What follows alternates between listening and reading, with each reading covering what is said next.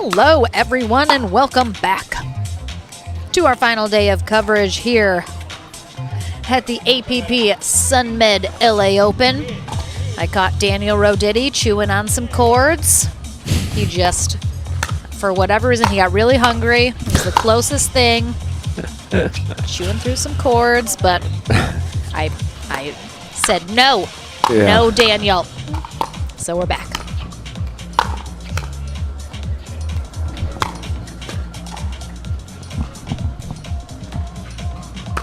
We have our men's winner bracket final coming up here momentarily. Federico Staxrud in the dark blue on the near end will be taking on Dylan Frazier in the light blue on the far end. Onisha Smith will be our USA Pickleball certified referee for this match. Daniel, what are we expecting here in this matchup between these two? Well, we got to watch both of them here on center court, and I don't know, it could be a close match. I don't know if Frazier is going to try to do a little more cat and mouse. I know that Staxrud certainly prefers to just pass and not get into so much of a cat and mouse, but he certainly has a game for it. He can adapt pretty well. I think it'll depend on how well they're executing their passing shots. I think for Dylan Frazier, if he's hitting good passing shots, of course, I'm sure he's going to stick with that. But if he feels like either Federico's getting to most of them or he's just not executing, I could see him just using some more drops and trying to come in, use his doubles skills at the kitchen line. But should be a great match. If you guys are following the bracket online, you probably saw that Julian Arnold pulled out after losing to Frazier in that semifinal match.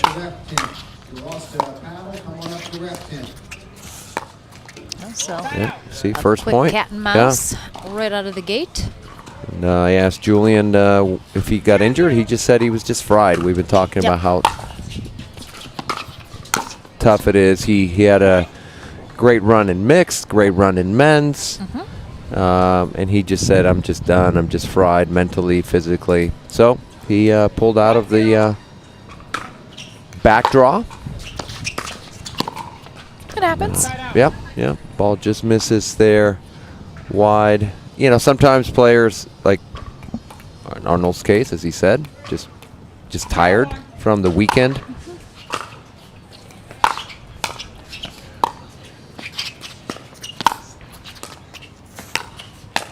Oh, nice hands. Oh, good recovery.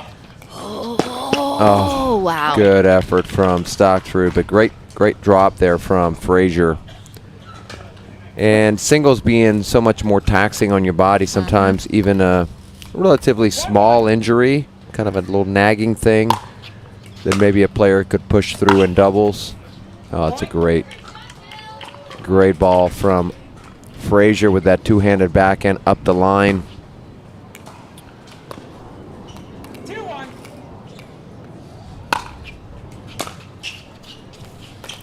Long on that return. Yeah, so I was going to say that sometimes you have something nagging. Maybe you can push through in doubles. You don't have to move quite as much, but in singles it just feels like too much, and so sometimes people drop out. Side out. Attention players. Pesa Teoni. If you're are the courts here, please come to the operations area. Pesa Teoni, if you're still here, 1-3. Please come to the operations area. Thank you. Side out.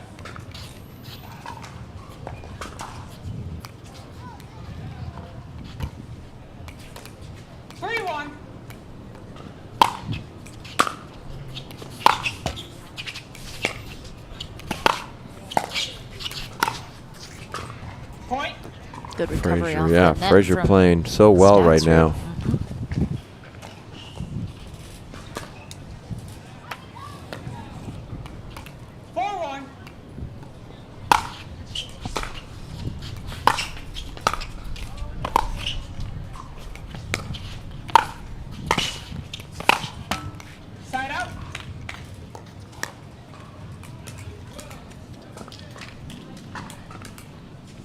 1-4. Side out. 4-1. Side out.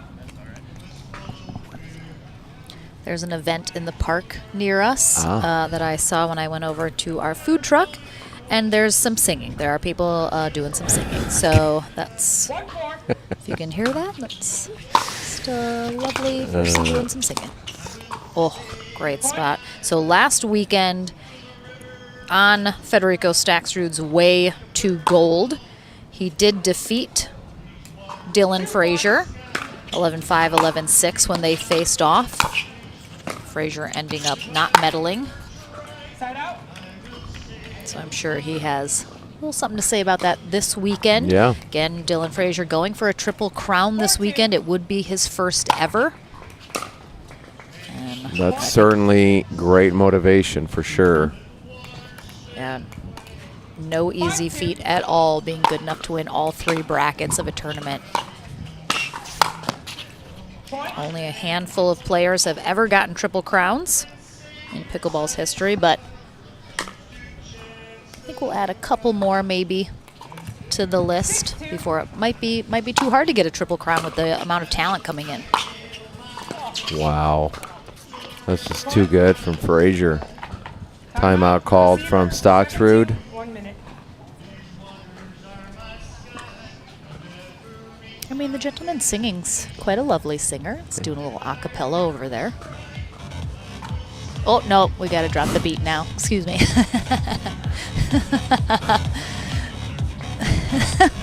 We're adding a little beat to his song, I guess. So we have a couple great players still working their way in our back draw here in our men's pro singles division. Of course, these 2 players have a shot at gold and bronze, depending how this match plays out.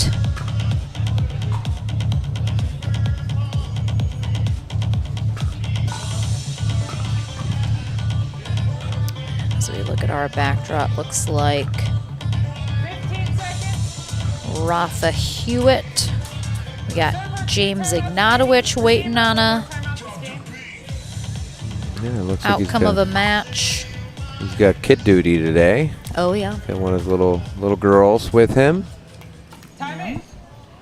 7-2. Looks like Gabe Joseph is playing still, so Yeah, I think he's taking on Tito Yadro. Good friend of Federico Staksrud. They've played some doubles together. Played college tennis together.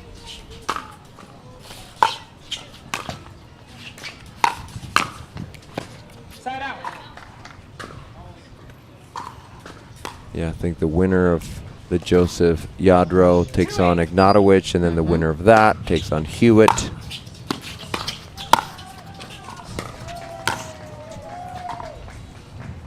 Point. did he get it? That was out. Oh, okay, I was like, there was no call. Couldn't quite see it. 3-8.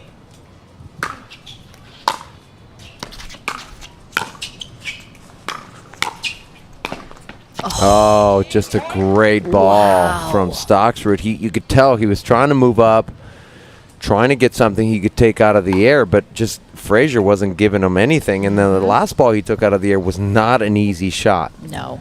And he just flicks it with some topspin cross court for the winner. 4-8. Trying to get closer here to Frazier. Side out. That's a ball that he loves to hit right there, that inside out forehand, but leaves it short. Kind of rushed it a little bit, I feel. Point.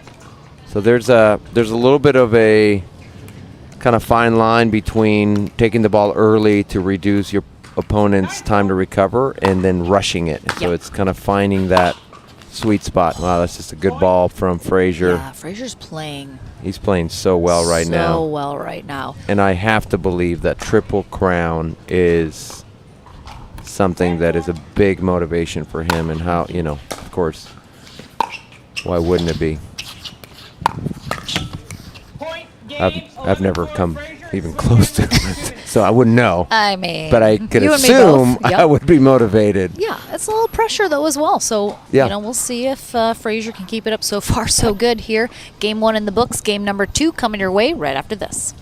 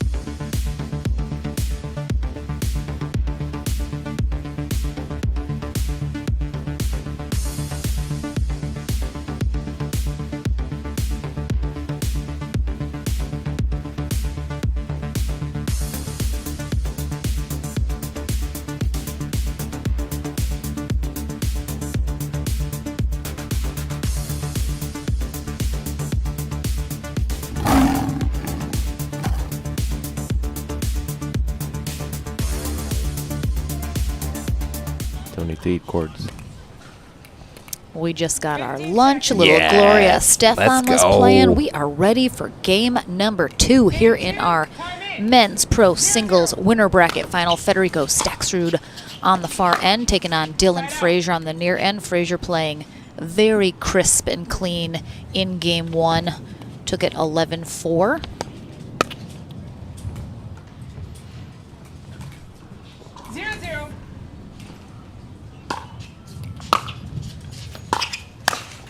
Point. Yeah, Federico frustrated with himself. He's just missing his spots. I mean, balls that we've seen him hit over and over in the previous matches. Just missing them, which happens, of course. And Frazier not giving him much to work with either. Oh, really interested that he didn't take that out of the air. Oh, beautiful. Okay, all right. We see you, Dilly. We see you, baby Dill. Great ball. Nice scramble. Look at him do a and little ATV. slide there. I know. I think that's more just because his shoes are kind of slippery versus the tennis slide. I mean, his hands, come on. And I'm telling you, I mean, Staksrud plays doubles as well, but he just is not as good in doubles yet as he is in singles, clearly. Right. Hasn't quite got the experience and the results. But Frazier is at the top of the doubles game right now, and you can see it in the way that he has fast hands at the net, because you have to do that in doubles when you get into those hands battles. And in I the think cat that, and mouse, yeah. I mean, it's just, it helps the singles game so much. Yeah.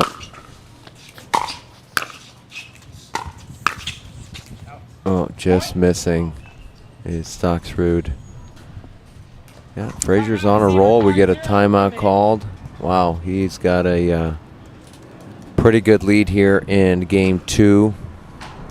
And everything's working for him right now. I mean, it's just he hasn't really had to rely on the cat and mouse. We've seen him do it a few times, but his pass attempts have been good, even if they don't get by Staksrud. They're so low that there's not much that Staksrud can do with it, and Frazier has been so good at moving in behind his pass attempts to try to close that gap and get close to that kitchen line and put pressure on Staksrud.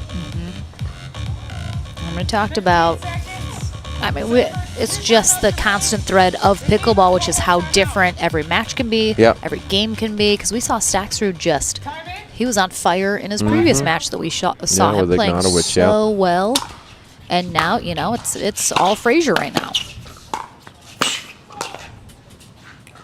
Good attempt, but a good timeout there for Staksrud. Gets the side out quickly. 0-5. Point.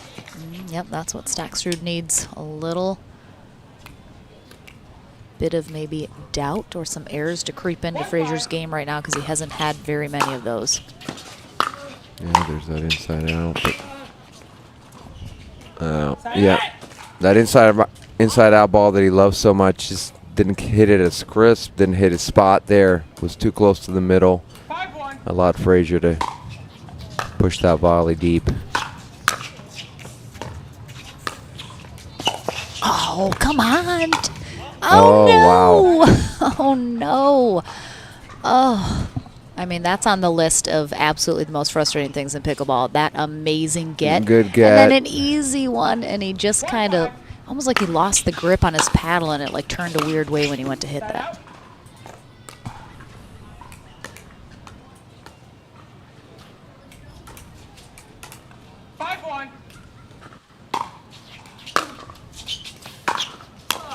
Point.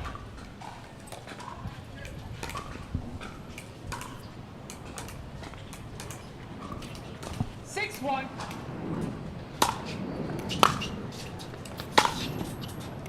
Side out. Missing with that two-handed pass attempt up the line. 6.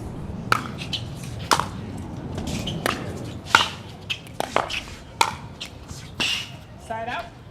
I mean, if I'm Frazier, and we talked a little bit earlier that he said he wants to work on the two-handed backhand because he doesn't normally use it, but he's hoping to incorporate that into his game a little bit. 6-1. How much do you think a player needs to practice kind of a new skill before they start to implement it in tournament play? Yeah, I mean, you don't want to. It's hard because he plays so many tournaments, so he may need to wait until after the summer. Of course, we know he's in school still, so maybe in the fall. 7-1.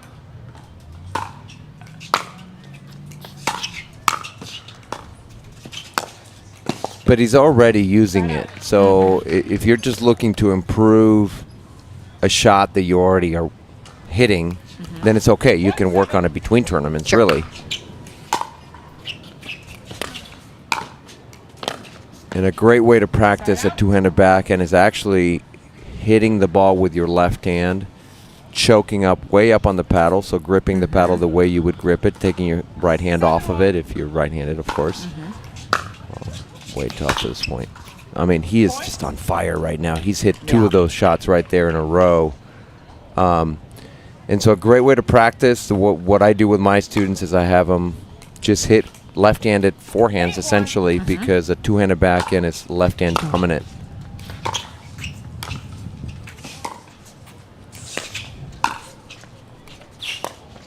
Oh, yeah.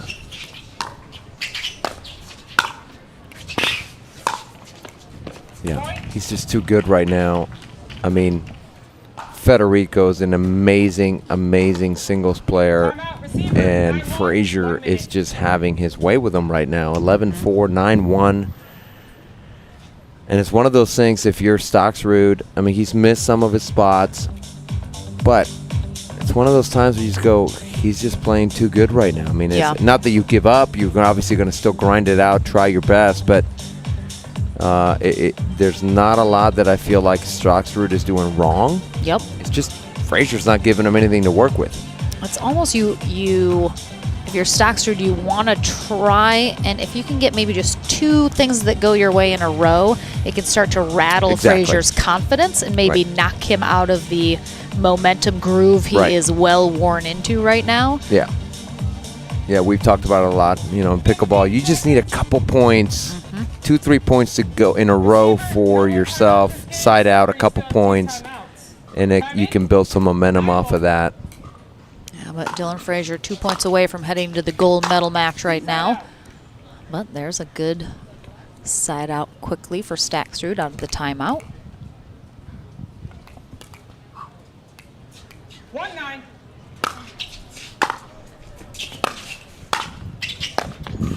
Side out.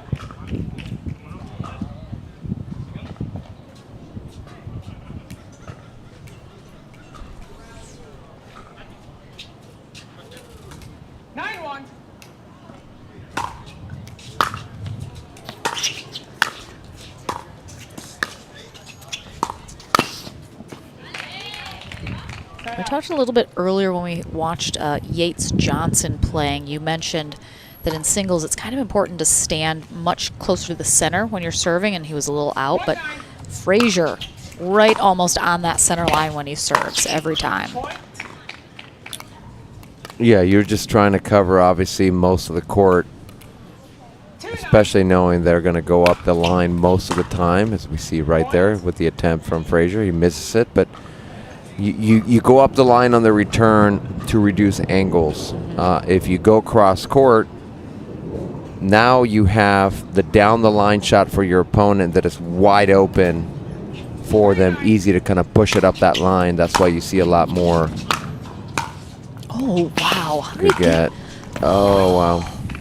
I can't believe Frazier picked up this shot right here. That dropped so it's a good ball there heavy. from Stocksrud, and not only got it, but made it a really tough ball. Stocksrud able to get it. Another one right there, but this time sails long. Exactly what Stocksrud wants. Yep. You know, a little bit of a run. Yep, he's knocked him out of his groove a little bit, gotten some errors. And a timeout here from Frazier as a result. You know, we said Frazier's been playing so well this match. It's just a refocus. Refocus, you were doing everything right. Yep. Let's try and get back to that. Kind of reset your mind, forget about the last few rallies. Still has, you know, a 4-point lead. Not massive, but right. Little update here. Joseph took out Tito Yadro, 15-7, so he is now on court 15, taking on James Ignatowicz. The winner of that will take on Rafa Hewitt, as we mentioned earlier, and the winner of that will be playing the loser of this match for the bronze medal. So we're down to 5 players here on the men's side.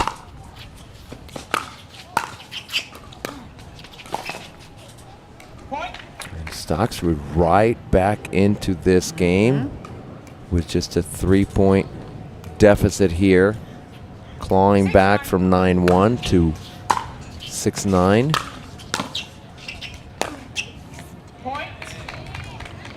And we just said it. I mean, it can flip so quickly. So quickly. And certainly, yeah, and Stocksrud has every shot, so if he starts hitting his spots, he's so dangerous.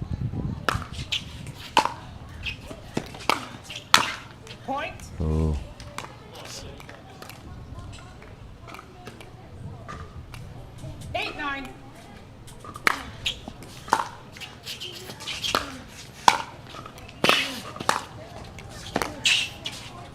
Oh, he almost gets that ball to curve in.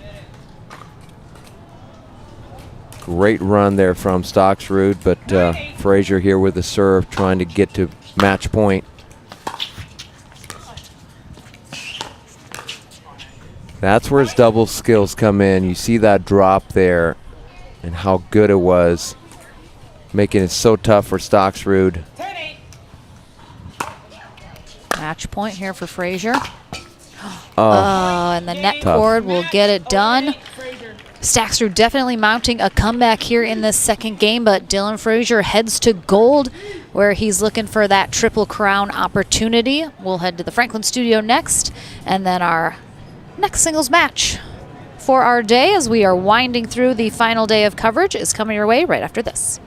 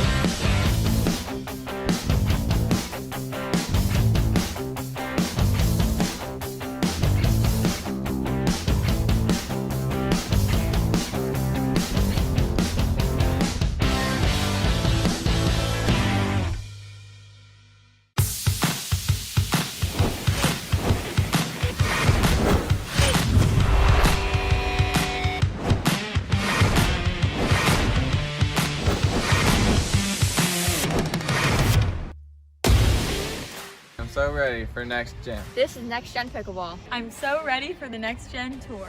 Super excited about Next Gen. I can't wait for the APP Next Gen Tour. I'm super excited for Next Gen.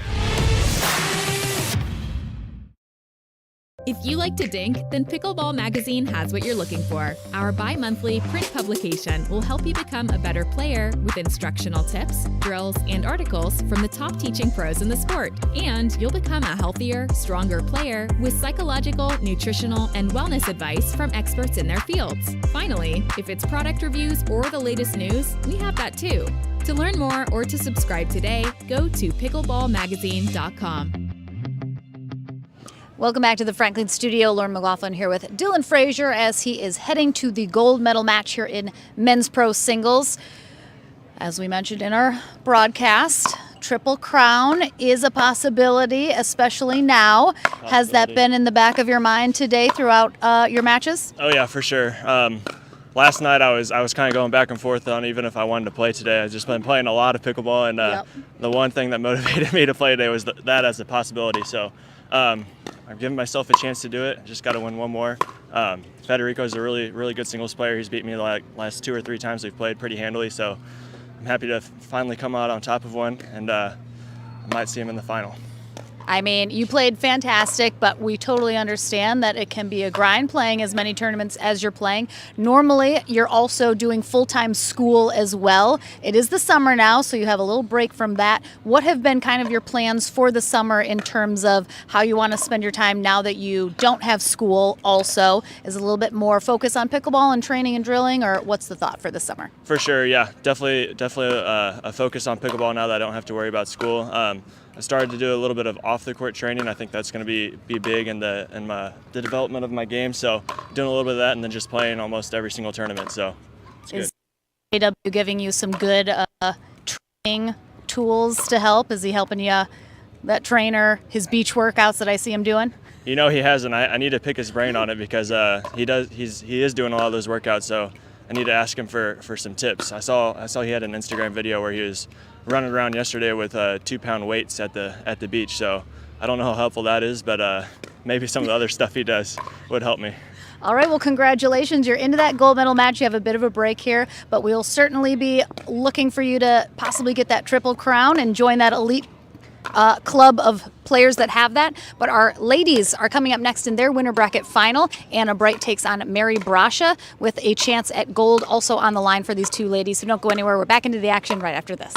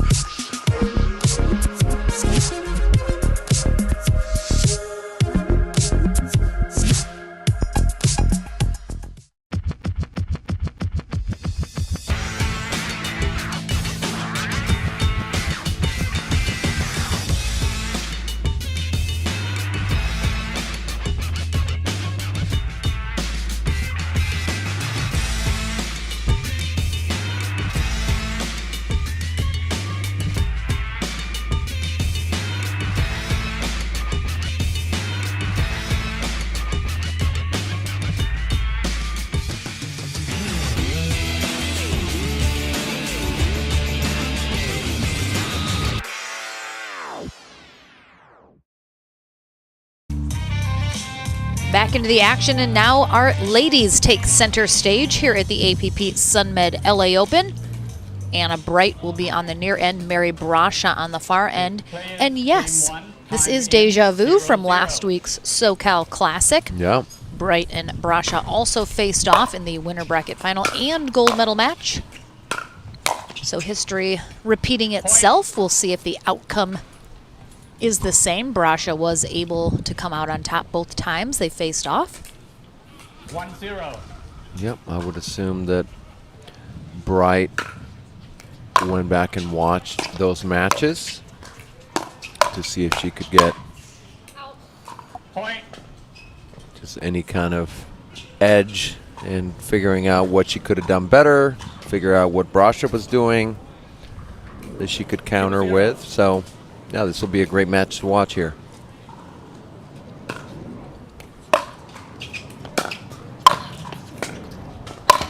Oh, it stays in after the net cord, and Brasha takes a deep breath. Somchai Moy is our USA Pickleball Certified referee for this match.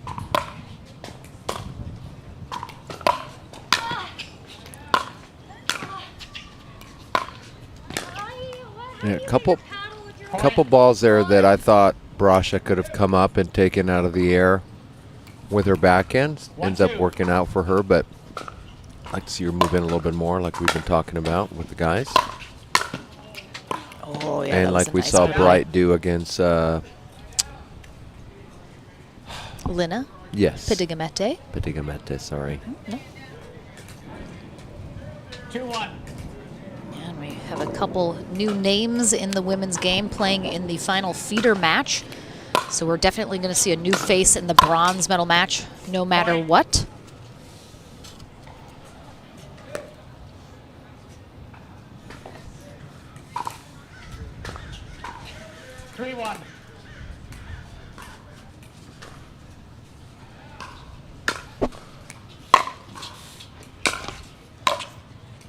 Point.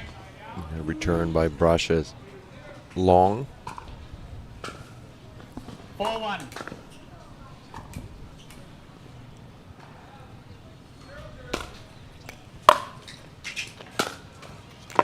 Yeah, too good from Bright That's there. beautiful. Not a bad return from Brasha, but just too good from Bright with that cross-court pass. Bright recently joining Team Yola, while Mary Brasha recently joining Team Selkirk. Yeah.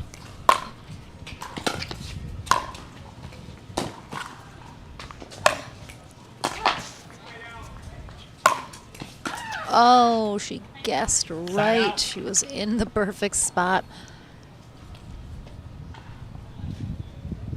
Just got on her a little quickly.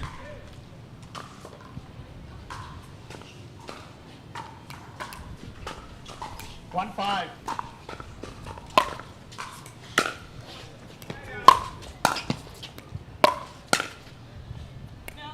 Point.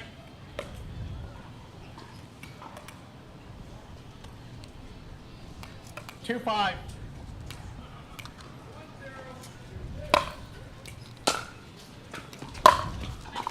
Oh, it's a beautiful forehand from Brasha. So coming from the singles game yourself, anticipation is such a big part of the game of pickleball, but in singles it seems like even more so than doubles, because you're constantly trying to anticipate where they're going, and there are so many options. Right. It's just you. So is that something that comes with time, with experience? How do you drill anticipation? Yeah, I mean, it's 5-3. wait after this point here.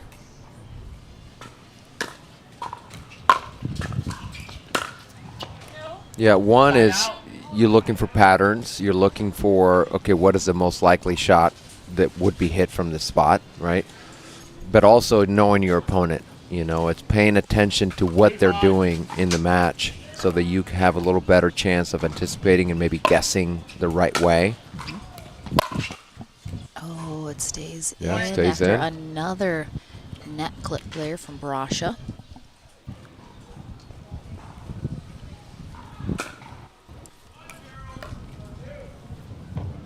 4-5.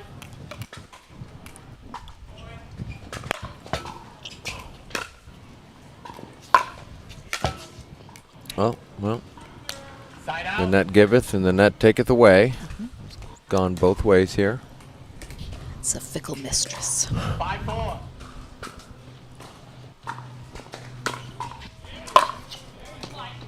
Just missing with that inside-out forehand is Brasha.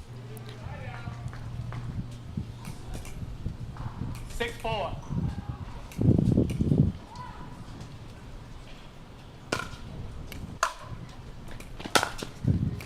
Yeah, good return.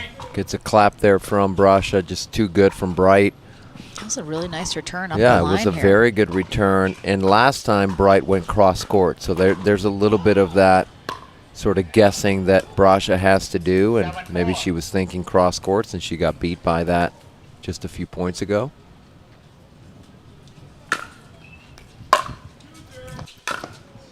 Yeah, great job by Bright. Timeout. And timeout from Brasha. And that's why it's so important to mix. Like, you could have your go-to shot, whether it's cross court, down the line, whatever it may be. You have to hit other shots from the same spot. Otherwise, you become predictable. Even if your preferred shot is really good, you need other shots from the same spot to keep your opponent guessing, keep them honest. And we talked about it with, I think it was Yates Johnson, his cross-court backhand, but then we saw him go up the line a couple times. You have to have at least one other shot. Usually in singles, it's maybe two shots. There's not as many different options, but you can go with a cross-court pass, down the line pass, a drop. So just mixing it up a little bit. 15 seconds. Receiver, you have one timeout left. Server, you have 2 timeout left.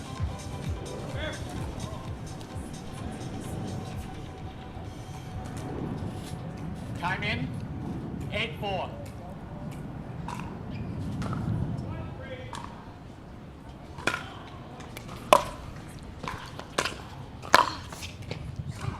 Side out.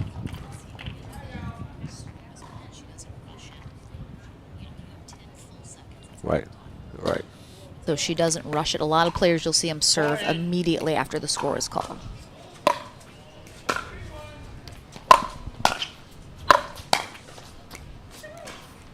I like what I saw there from Brasha, taking that ball out of the air. It was the right decision, but just Bright too good there with her volley. 8-4.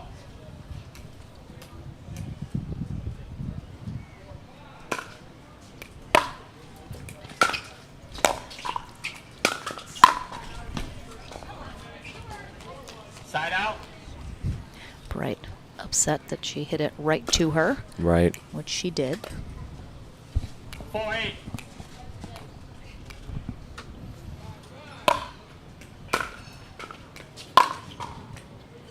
Yeah, we saw a lot of those last weekend. Her passing shots were really dialed in. This time we've seen it a little more from Bright. Still a very close game here. 5-8. Like to see Brasha hit out a little more on her serve, especially she's got a little bit of breeze going against her. It's too short.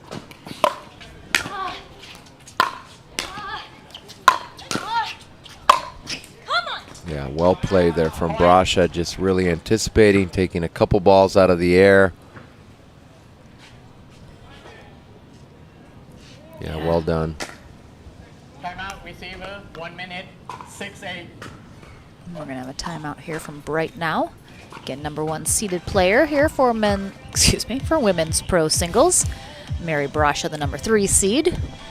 And we are winding down our day here in El Segundo, California for the APP SUNMED LA Open.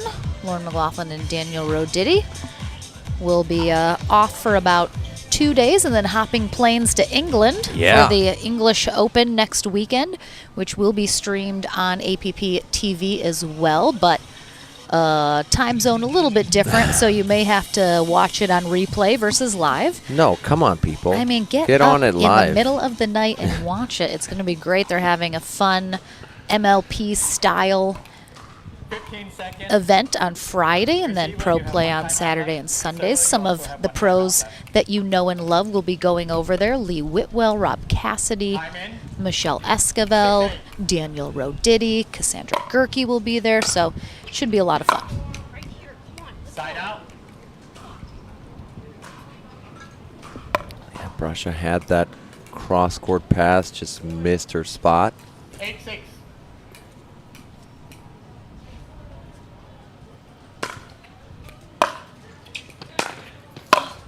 Oh, that's a great So shot low over from the net. Brasha, yep.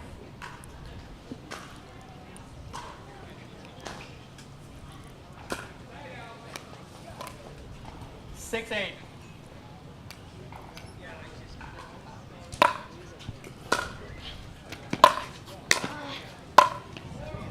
Lob. Wow. Point. I like it. Certainly unexpected. Yeah, I was just going to say that. I'm sure Bright was not expecting a lob from that 7-8. spot, but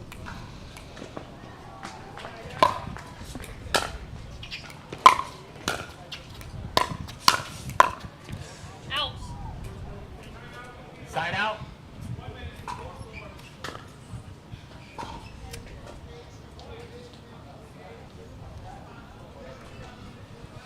Eight, 7.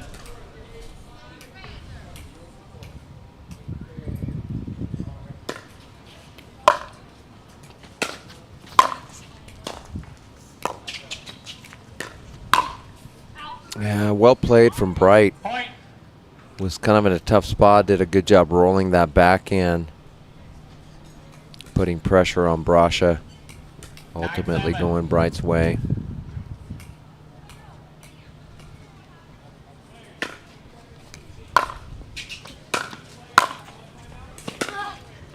Oh, Point.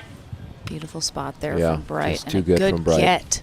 yeah. I mean, it's just so much more impressive as she's on the run. Timeout receiver. Yeah, 1 minute. I would have liked to 10-7. see Brasha close in on that down the line shot because Bright really had no other option. I mean, she was fully stretched out. Brasha hit such a good cross-court backhand volley, but was not quick enough to cover that line. Ultimately, that's where Bright went. And that's part of it, is recognizing the most likely spots where your opponents can hit the ball. It would have been really tough for Bright to pull that ball back cross court, so would have liked to see Brasha slide to her right and cover that line. We see Vinny Brasha, her dad, giving her a little bit of coaching. I did get to meet Wilson, so Oh, I'm putting it good, out yeah, there. Wilson's here. Wilson was in the house. He's in the house today again, just kind of in the corner there. Receiver, you have no more timeout. And Maggie Brasha, of course, is also here supporting her sister Mary. Maggie not playing singles. Time in. Game 10-7. point here for Anna Bright in game 1 of this winter bracket final. Oh, that is a beautiful Game. spot. Bright, And she will get it 11-7. done. Score 11-7 here in game 1. Anna Bright 1 game closer to heading to that gold medal match. We'll be back with the action in game number 2 right after this.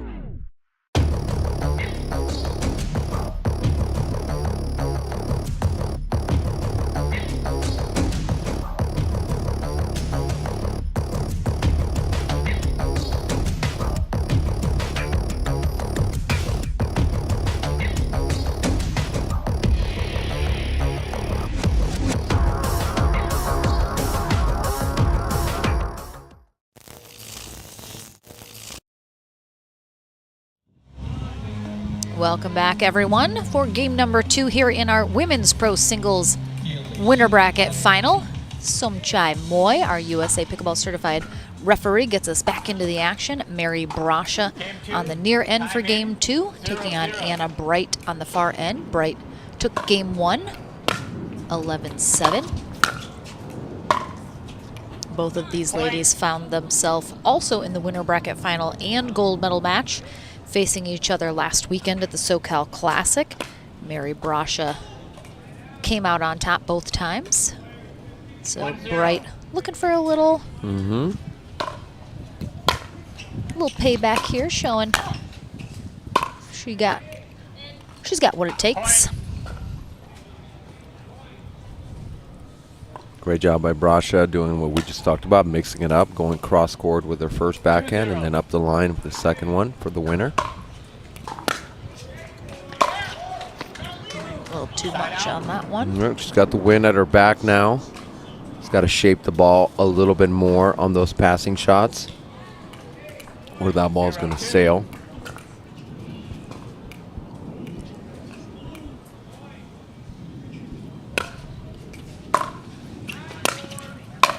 Oh, Side out. just nice put away. We saw last weekend as well, Brasha loves that fully extended right 2-0. forearm volley. She just fully has her arm extended. Gives her a lot of power. Oh, it's just a beautiful shot. Yeah, two-handed backhand just shapes it. Yeah, we'll see the replay. Just nothing that Bright could do. Yeah, I mean, she anticipated correctly. She came to the middle after the return up the line. She did get the cross-court shot she was expecting, but it was just too good for Brasha. Point. That's the advantage of a cross-court ball. Receiver, 1 I minute, said even if your 4-0. opponent guesses correctly, because of the angle, because you cannot cut it off, obviously due to the kitchen being there, and you're not allowed to obviously step in there and like you would in tennis. That cross court becomes so tough to defend if your opponent's hitting their spots. Whereas it down the line, if you guess right, most of the time you're going to get that ball, even if it's well hit. Cross court's different.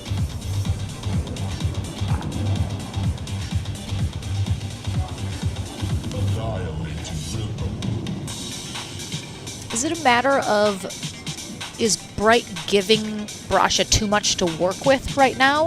Or is Brasha just hitting great shots? I think she's hitting her spots a little better than she was in game 1.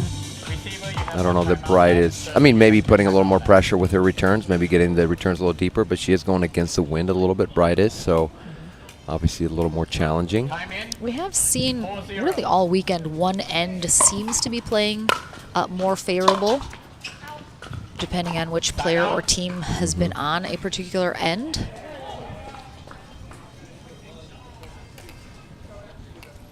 Zero 4.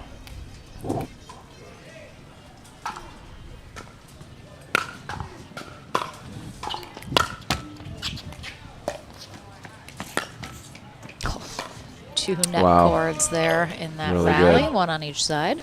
And we saw in the last point, not this one, the one before, Bright returned up the middle, where she's been going up the sideline, and Brasha has been very effective passing, and we've talked about it before. If someone's really effective hitting angles, going up the middle can be a good answer to that. Brasha a little frustrated with herself, leaving a serve in the net.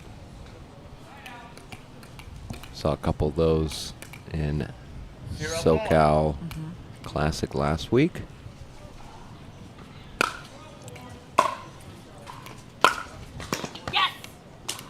Point. This time it is Bright with the beautiful passing shot. 1-4. On the board.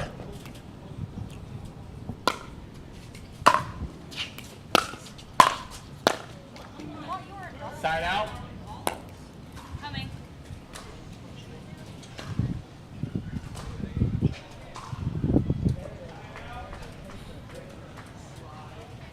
Four 1.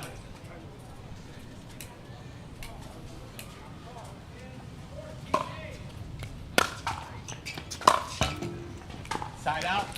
Yeah, Brasha just not confident right now on her serve. See her taking a lot off of it. 1-4.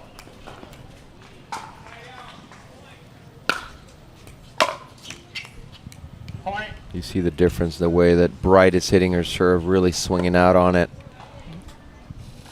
Brasha kind of short arming it, meaning not extending through the serve.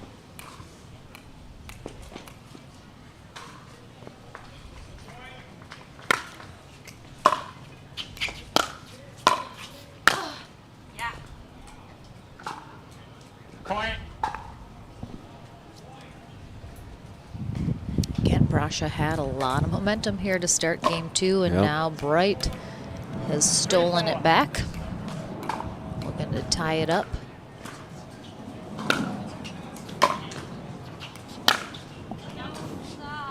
Side out. Yeah, you saw a good example there of why you want to try to come in as much as possible. Even though the return was a little short, it just forces Bright to do something with it versus giving her the whole court to come in behind it. Side out.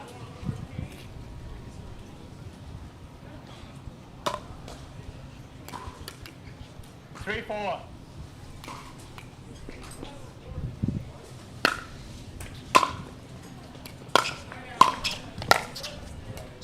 Ooh, just missing. Bright telling herself to just hit it at her. We've talked about that being another option. 4-3. Yeah, a lot of times in singles, players not expecting the ball to come right at them because players are going for those passing shots, those drops, trying to get it past their opponent versus right at them. So it can be a little surprising, Yep. especially if you're close to each other, a little closer to the net. 3-4.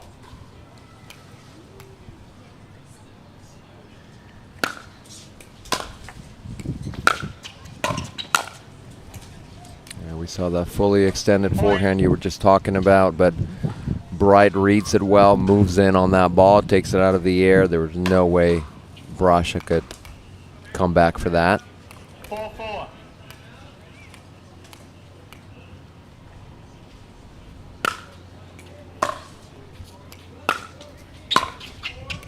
Yeah, great volley. Great volley from Brasha there. Pushing the ball up the line to that back corner. Almost like Bright was anticipating either a cross court or a short ball. She started sort of moving in, and good job Brasha going behind her. Oh, I thought that was going to go out. Wow, what a great pass. Right on that baseline and just.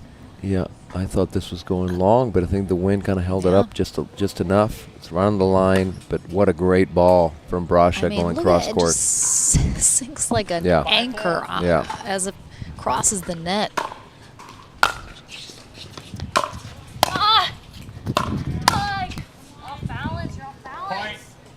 And it looks like in the backdraw for our men, James Ignatowicz and Gabriel Joseph are still fighting in the backdraw. Don't have an update yet on that match. Again, winner of that will face Rafa Hewitt for a chance at bronze. Point. Get a timeout called. Receiving timeout 1 minute 7-4. Yeah, Brasha has to win this second game to force a third if she wants a direct route to the gold medal match like she got last weekend. And in the backdraw for our ladies, as I mentioned, two, I would think, new names for most of the viewers at home and here in person watching. Dominique Schaefer is taking on Rosie Johansson for a spot in bronze, and they will face the loser of this match. So they are still facing off on the court next to us with some really good results. Rosie Johansson taking out Lina Pedigamete, 15-6 in her previous match. Yep. And also defeating Emily Ackerman in the back draw, while Dominique Schaefer defeated Kanadi Hans, Tatiana Rule, and Lacey Schneeman. Yeah. So both ladies really making their way through the backdraw after getting dropped down a little bit earlier today. 7-4. Yeah, Schaefer was beaten by Schneemann and then beat her in the back draw. Side out.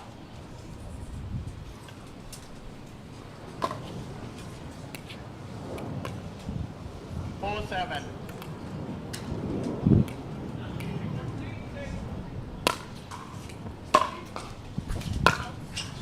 Just long with that return. Again, the wind is blowing in that direction. 5-7.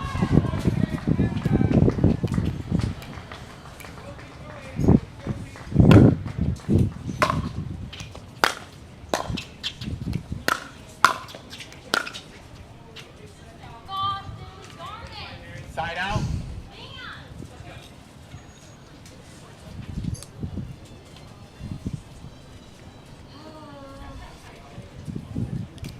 Seven, 5.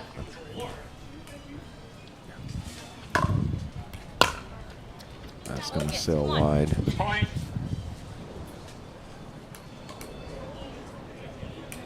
Eight, 5.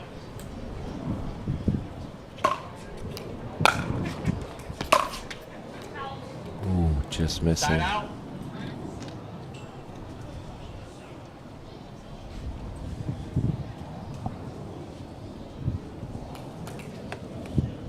Five, 8.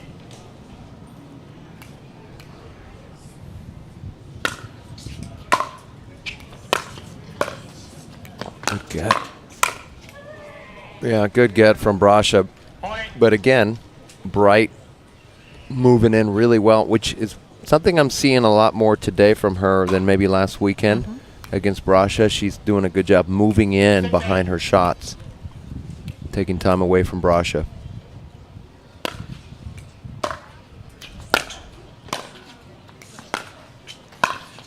Yeah, great job. Side out. And perhaps what you mentioned earlier, you know, Anna had 2 really great matches to go back and watch from the SoCal Classic last week to see if there's anything she could have done differently. Right. Perhaps she noticed a couple things that she wanted to adjust if they faced off again today.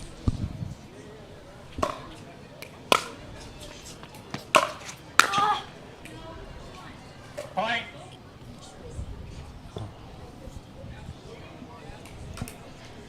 We did see Gabe Joseph make an appearance, so his match with Ignatowicz is done, but we're not quite sure the outcome of that Point. yet. I'm guessing he won, It Joseph, looked like because his demeanor otherwise, seems- yes, otherwise he would have been seemed up. snagging his bag and walking off, which he didn't do. Game point. And And she'll Brasha get it. gets game 2. So game 3 is coming our way here in our ladies winner bracket final. We'll see which of these ladies is heading to gold right after this.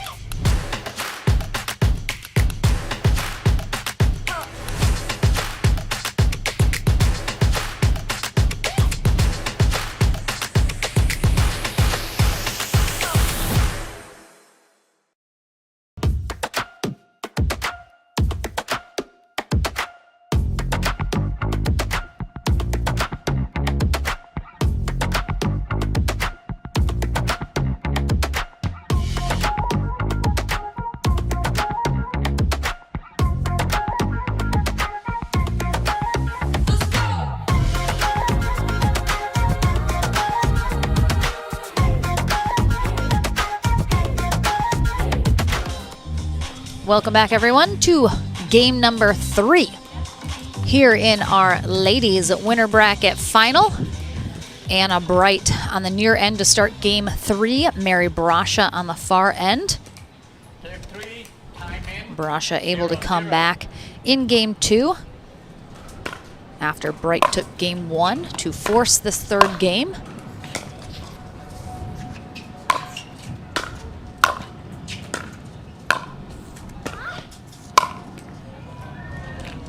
Side out.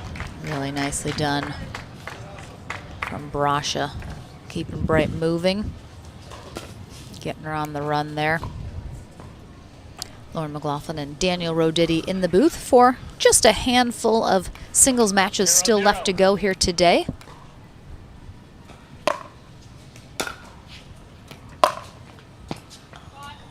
Great Beautiful shot. spot. Point. Joseph did take out Ignatowicz, 15-12. Close one. Yep. 1-0. So he'll be taking on Rafa Hewitt. Ooh. Oh, yeah, she wasn't expecting the net cord. Yeah, and then unfortunate for Bright there. She guessed the right way.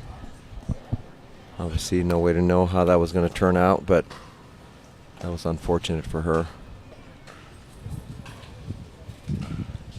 2-0. so whoever has been on the near end has come out on top. Yep.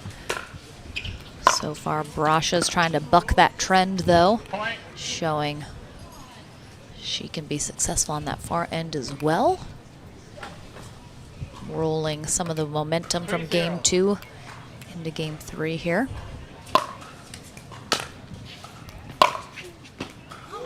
Point. Just a lot of what we saw last week, just really dialed in with her passing shots. Yeah, and I mean, Bright's playing very well. She's not necessarily doing anything Right. wrong. Brasha's just hitting some phenomenal shots. Yep. And we will switch ends at 6 in this third game. So Brasha quickly within 2 of doing that.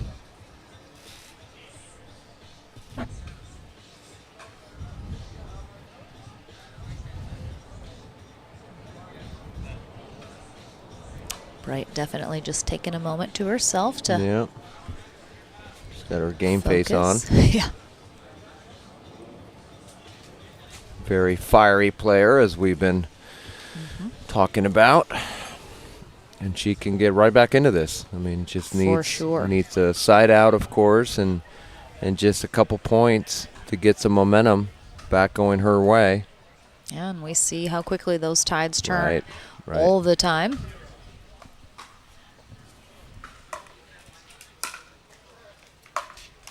Ooh. It's a good return by Bright. Brasha just missing her inside out forehand.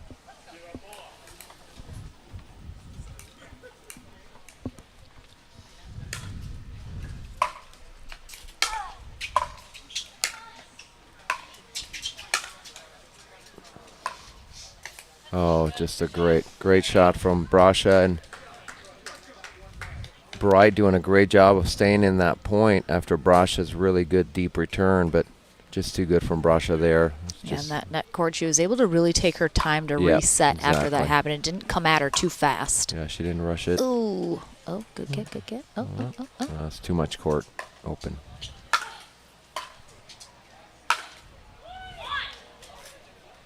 Yeah. And she Brasha did saying, get back why would into you it. do that? Yeah. Gave Bright a little bit too much to work with there. Yeah, with those lobs. Against the wind, you got to really hit those lobs high and try to push them deep to get your opponent in trouble, but it wasn't just not good enough on that one.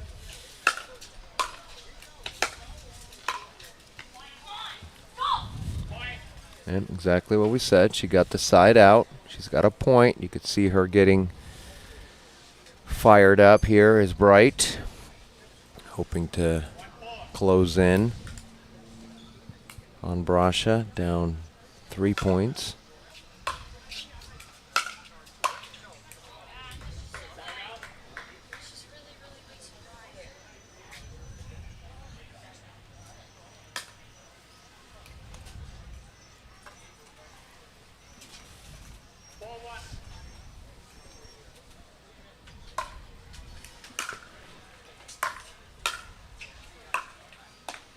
Oh, great get from Oh, Bright. yeah. I thought that drop was so nice from Brasha, but Really good roll from Brasha and an even better pickup from Bright.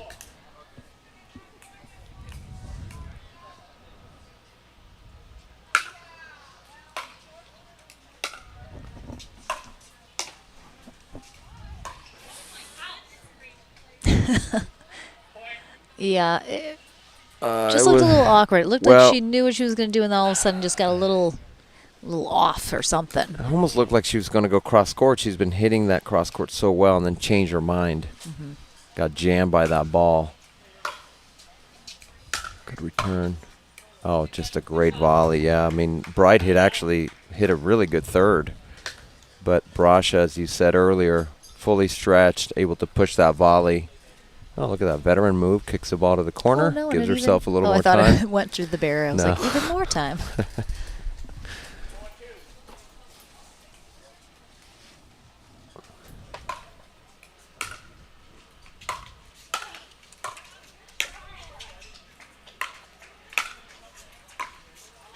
Good gets. Yeah. Such a nice rally from both ladies. Some really nice pickups from Brasha, but Bright just stayed steady.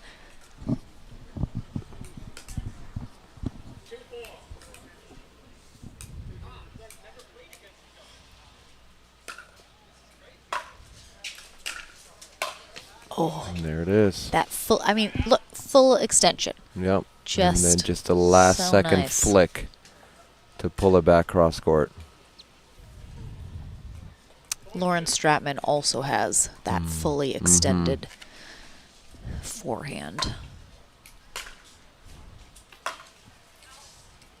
She's almost like jamming herself on those pass attempts, especially up the line, and trying to mix it up. But certainly her cross court shots have been much better. I would think the next opportunity she gets, she's going to go cross court.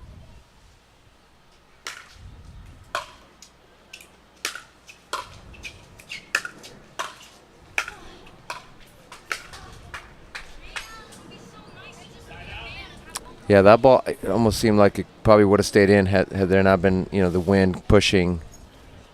Good try there by Bright. So let's see if Brasha gets a backhand here, if she's going to go cross court. Oh, that's a forehand. And there it is. There's the cross court backhand she's been so effective with. Yeah, I mean, just she well had placed. Bright leaning for sure, Yeah. a little off balance after that last get. We've been stuck at 4-2 here for a hot minute. Oh, yeah. That ball just didn't bounce. And it Going spun back away and from forth. her. Oh, excuse me, 5-2 now. Yeah, 5-2.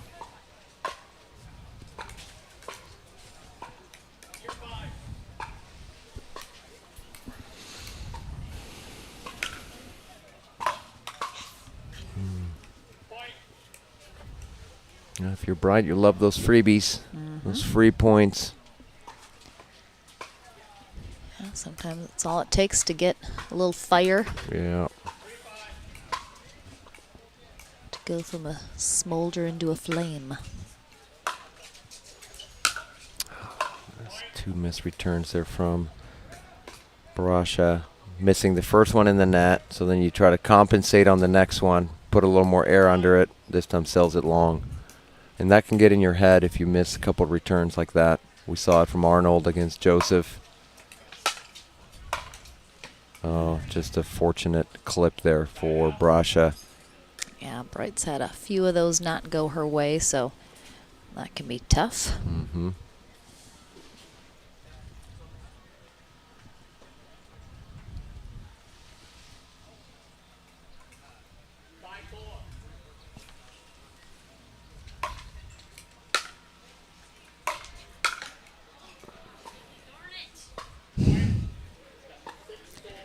Sure that was a gosh diddly darn it. Is that what I heard? Sounds on par for the Bright we know, but Mary Brasha has finally gotten that 6th point after just a battle here between these two to start game 3. Close but match. finally gets the end change. So Anna Bright heads to the far end to conclude this winner bracket final. Mary Brasha will head to the near end. And the winner of this heads straight to gold. The loser will go to bronze. And I believe we have the bronze set. As I was told by our tournament desk, that would be coming up next. So yes, Rosie Johansson has come out on top of Dominique Schaefer 15-6. So Rosie Johansson will take on the loser of this match in bronze. Following this match, our players will get a short break, of course, to have a little bit of downtime before they have to get into that match. But the way the schedule is playing out, it's making it a little crazy. Some of our men's matches have gone long. Oh, wow. That's just a great get from Brasha. She even said, wow. Look at this shot. Just reaching and just hits at a ridiculous angle. I think she was a little surprised herself. Yeah. Got a hand clap from Bright. Bright, very similar to Arnold, fires herself up, but she's so quick to compliment her opponent when her opponent hits a good shot. Love to see that. Great competitor.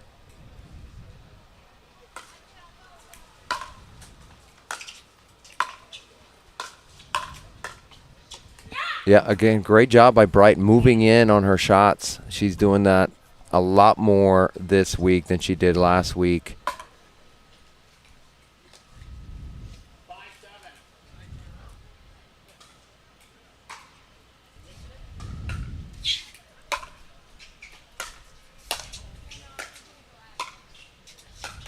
Yeah, we see it again right there. Right idea. Right idea. Yeah, she missed it, but it was the right thing to do. Had Brasha scrambling a little bit, reaching for that volley. And it really did look, I mean, she had a lot of court to work with because she was taking that out of the air. And it looked like from the direction that she hit that, she was going right at Brasha versus trying to pass her on one of the sides. Yeah, just a little short on the return from Bright. Great pass from Brasha here up the line. And again, we'd been talking about how she had missed up the line a couple times and went back to her cross court. And this, just hitting that line right there, allows her to then go cross court on the next one or maybe the one after that, because now Bright has to kind of guess. We have a timeout as a result from Anna Bright. Yep. I was going to say Johansson, of course, in the bronze medal waiting. She actually pushed Brasha to 3 games. And I think it was Brasha's first round. I think it was Johansson's second round. But Brasha came off the court, said she's really good. She's got a really good two-handed backhand. Yep, she's 24 years old from Charlottesville, Virginia. So we'll see her coming up next in our bronze medal match.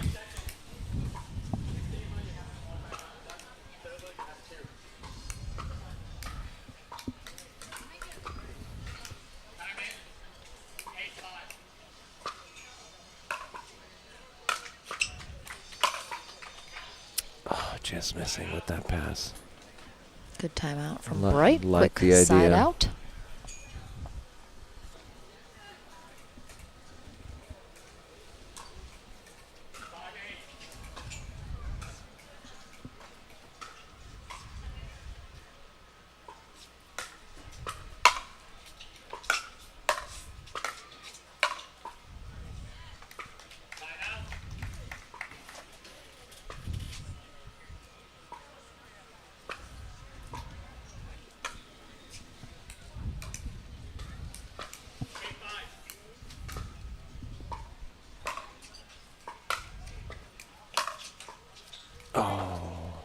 She's gotten so many net courts. I mean, that ball was going to go in if it didn't hit the net, but it's still a little bit deflating there if you're Bright, because I think most of them have gone Brasha's way.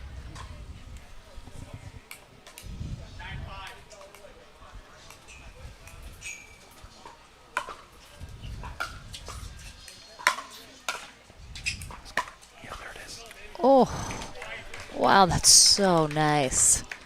Just that two-handed roll that just drops right over the net. Yeah, and again, she set it up by going up the line just a few points ago, and the next ball she got, it just freezes Bright because then Bright doesn't know where the ball's going to go and just perfectly execute it. Match point here for Brasha. Yeah, that's and she'll in. get it. So similar outcome as last week in SoCal. Mary Brasha comes out on top in 3 over Anna Bright in our winner bracket final. She heads once again to gold, hoping for maybe a back-to-back repeat in Southern California. But Anna Bright will face Rosie Johansson, as we mentioned, in the bronze medal match after a bit of a break here.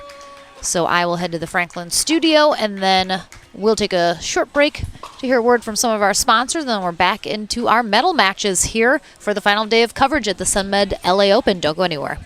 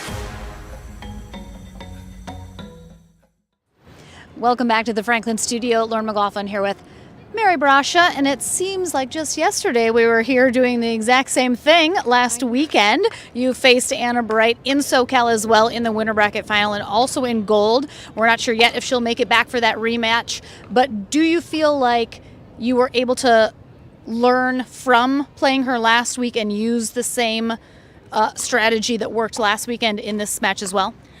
Yeah, I definitely think everyone in this field is so tough, and we all, though, have different strengths and weaknesses. So at this point, it is a lot of like strategy and just like finding what works for you. And for me, I think it's like trusting my own shots, and like she's just such a good player that it just can go either way. So I got very lucky this one. But yeah. You recently graduated from college. We've talked about it before, and you're now focusing a little bit more on pickleball full time, getting to play a lot more. What's kind of your goal, maybe just for this summer, in terms of your growth, what you want to work on, how many tournaments you want to start playing? And I know you're interning as well for Duper, so it's just kind of all pickleball this summer. What are your goals for the summer in terms of pickleball? The goals for this summer are just to keep getting better and grinding with the drilling and just like playing lots of competitive matches, because I think tournament play is so different than rec play, and just getting even more mentally tough. And yeah, I'm really enjoying working for Duper and just like enjoying the pickleball journey. I mean, you can't complain when you're playing pickleball. It's pretty good. You're okay. Yeah, it's pretty great. And of course, you're going to gold once again, hoping for a repeat of last weekend. It was your very first ever pro medal last weekend, getting the gold in singles. So how good would it feel to be able to go back to back? It would feel awesome. So I'm just going to really focus and see what happens. I believe. I believe in you as well, Mary. We'll be very excited to see that matchup. We'll have our bronze medal match for our ladies coming up next after a short break to give Anna Bright a bit of a breather as she'll face Rosie Johansson in that match. So we'll take a short break. Don't go anywhere, though. That bronze medal match is coming up right after this.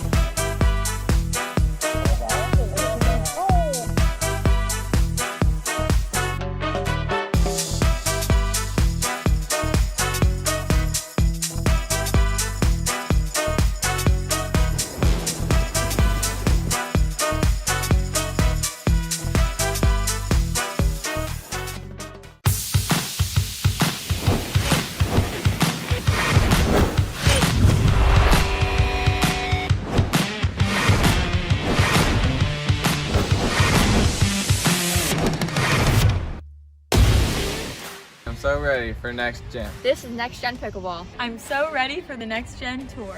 Super excited about next gen. I can't wait for the APP Next Gen Tour. I'm super excited for next gen.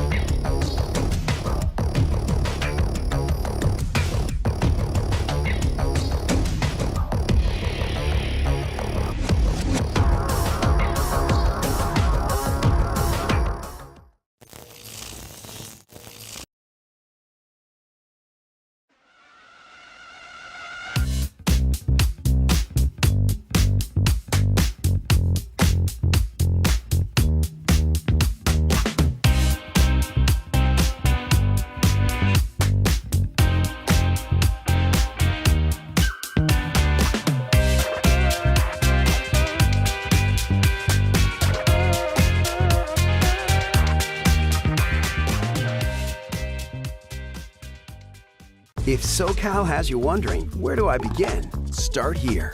Cheering for the visiting team? Here's your line of scrimmage. Come for a culinary odyssey? Tonight's special is everything. Here for work? Hang around for the weekend. Hit 3 theme parks. Crush coffees or crafty beers or whatever strikes your fancy. Because with friendly locals, Main Street vibes, easy accommodations, and all of SoCal within reach, no matter what you've come to get up to, in El Segundo, we'll invite you to start here.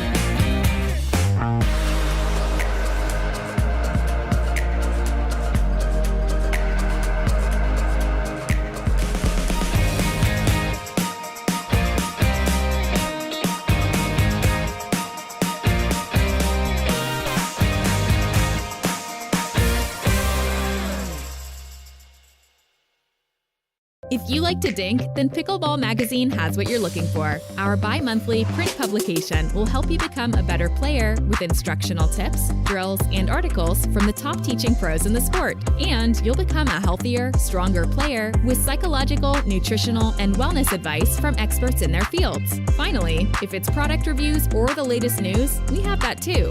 To learn more or to subscribe today, go to pickleballmagazine.com.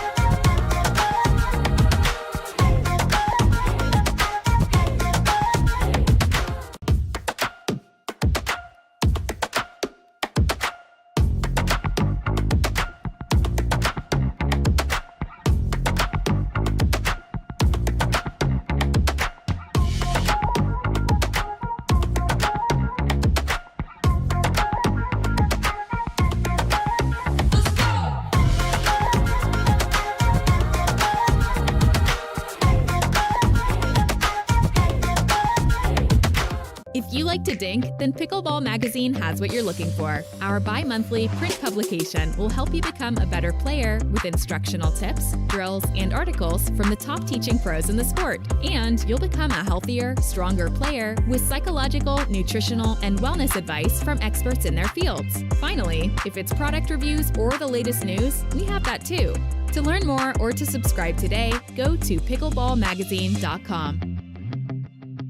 If SoCal has you wondering, where do I begin? Start here. Cheering for the visiting team? Here's your line of scrimmage. Come for a culinary odyssey? Tonight's special is everything. Here for work? Hang around for the weekend. Hit 3 theme parks. Crush coffees or crafty beers or whatever strikes your fancy. Because with friendly locals, Main Street vibes, easy accommodations, and all of SoCal within reach, no matter what you've come to get up to, in El Segundo, we'll invite you to start here.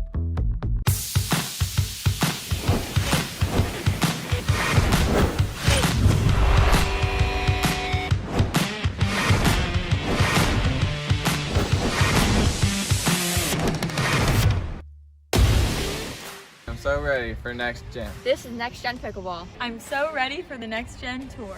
Super excited about next gen. I can't wait for the APP Next Gen Tour. I'm super excited for next gen.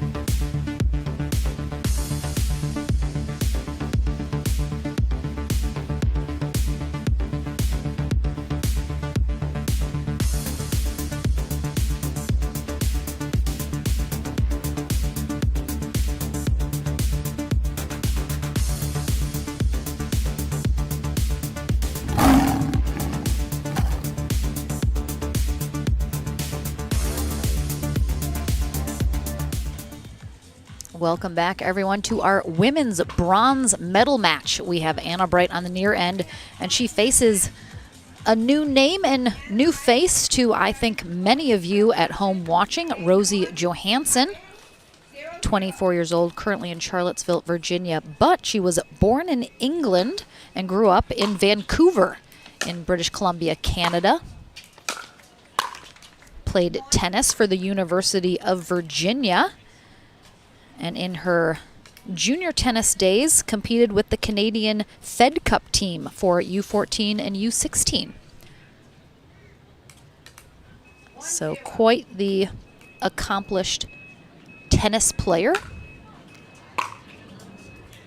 And now making, I think, her first ever appearance in a pro pickleball medal match. This will be, I think, her first pro medal.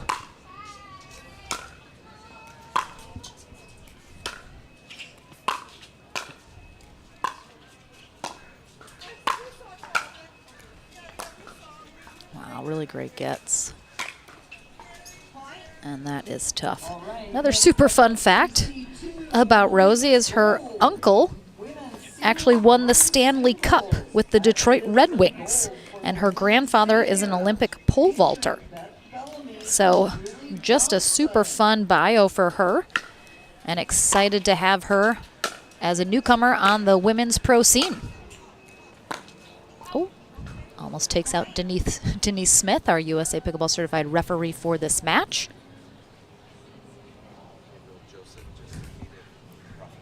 Oh boy.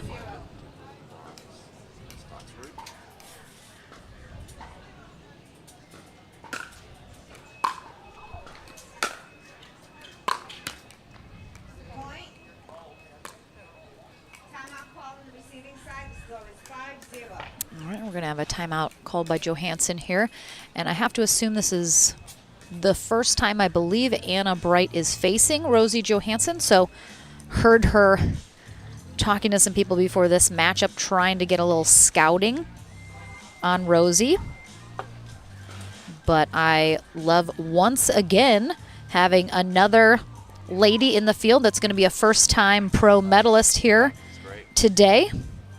And also love introducing new players to the viewers at home that hopefully will become part of the conversation, especially in the women's landscape. Time in. 5-0.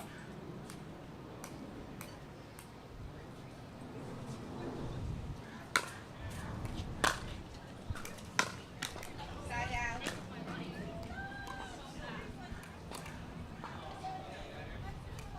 0-5.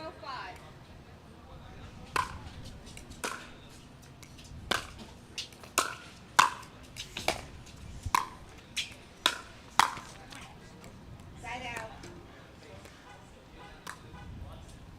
Probably mentioned, did Rosie play Virginia?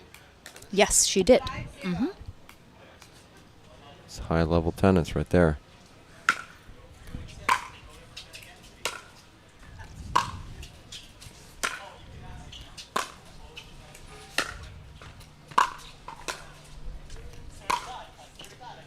You may have heard her name already. She has only played in 3 tournaments that show up on her Pickleball Tournaments record, one being the Hilton Head Open last year and recently the New York City Open, where she did defeat Georgia Johnson in women's pro singles.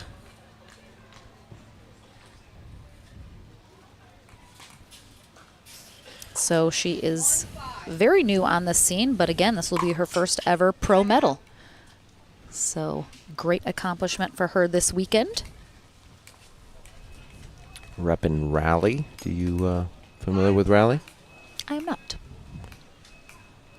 So Oh, it might be I'll the wait after this point. I think I do know what it is. She played with Megan Charity, and we got to hear from Charity's friend that Rally's essentially Top Golf idea for pickleball. Very cool. Yeah, in Charlotte, I believe.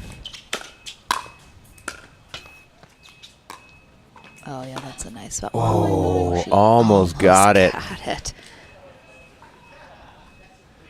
Would have been nice. Sure would. Sure would. Gosh, so close.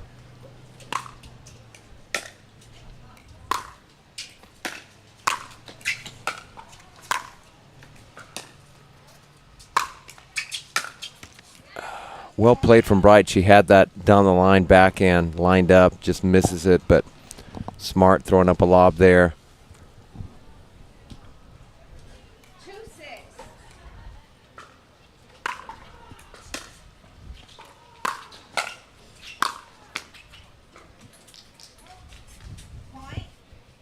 And you missed my extensive intro for I Rosie. caught the end of that. But she was born in England but grew up in Vancouver, Canada. Oh. So she is actually, I mean, I'm not sure if that makes her like a triple citizen. I don't know. Can you be more than a dual citizen? Yeah, I don't know. Point. Timeout call on the receiving team. Score is 4-6. We're going to have a timeout here from Bright as Johansson is making a comeback here in game 1.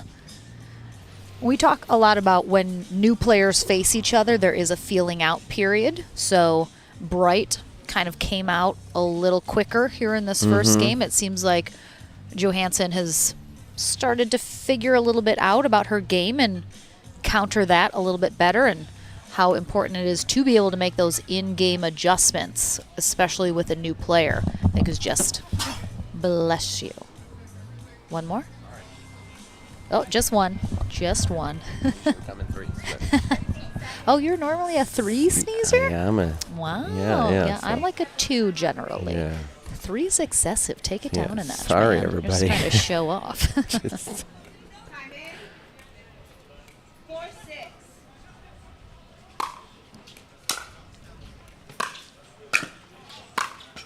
4-6. Yeah, she's got a very, very good two-handed backhand. Saw it yesterday in the women's doubles.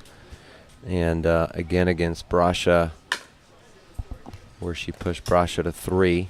5-6.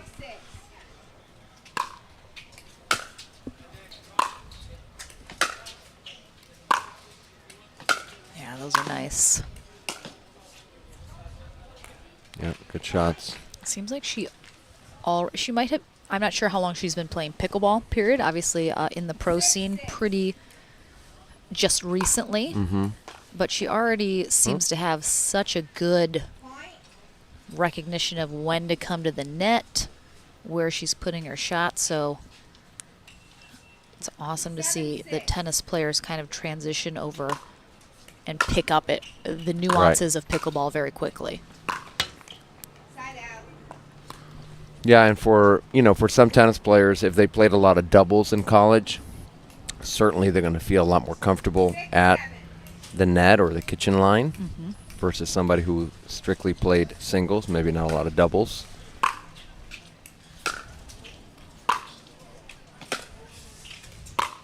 Yeah, she just dips it so low. Bright able to counter that with some pretty amazing shots of her own. See, this is a shot right here. She hesitated. She should have charged right away, and you kind of saw a little bit of hesitation, and she should have followed the line of the shot versus trying to rush to the middle. Here comes Bright. Good job by Bright recognizing Johansson not coming in. It is Johansson, right? Sorry, we have Matthias Johansson in the senior pro men, so don't want to mix up. And we have Johnsons and Johanssons. I know. It's just, they're making it hard for us.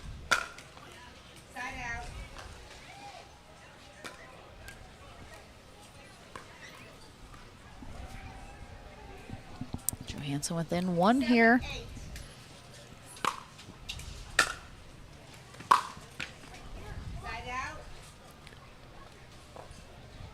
So are we going bronze men next, and then I women's believe gold, so. and I then was men's gold? just about to confirm with our tournament desk and then give everyone the official update.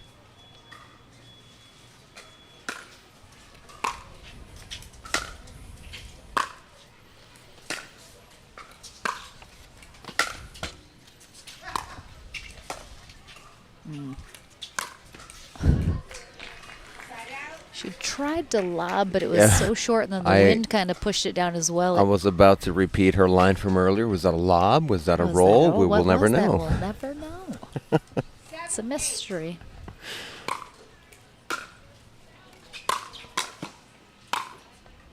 Oh, that would have been a great spot there from Johansson. Just overdoes it a little bit. There's a movie that has that line in it several times, where a character is asked a question, they're like, it's a mystery. It's a mystery. It's how will it work out? It's a mystery. Oh, right at her. Yeah, that's on the line. And again, Johansson hesitated a little bit off of that return. Yeah, right on the line. Just nothing that... oh, there's Megan Charity. Mentioned her earlier. Cheering on her doubles partner. Filling in ball girl duties. 7-8.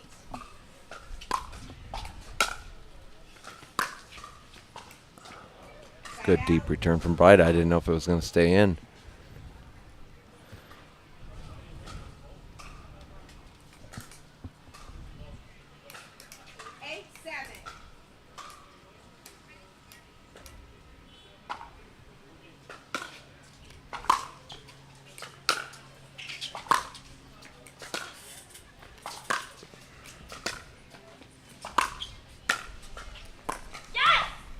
Nice job by Bright. Yeah.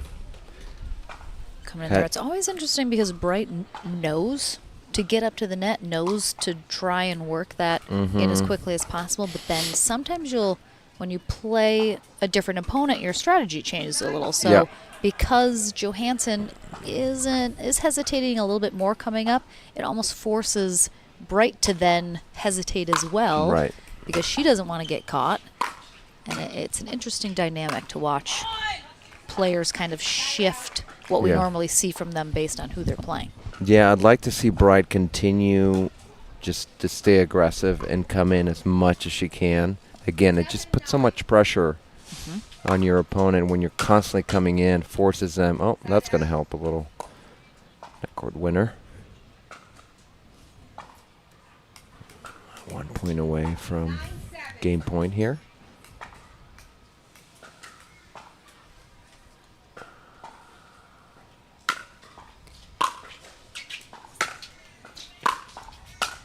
Yeah, nice put away.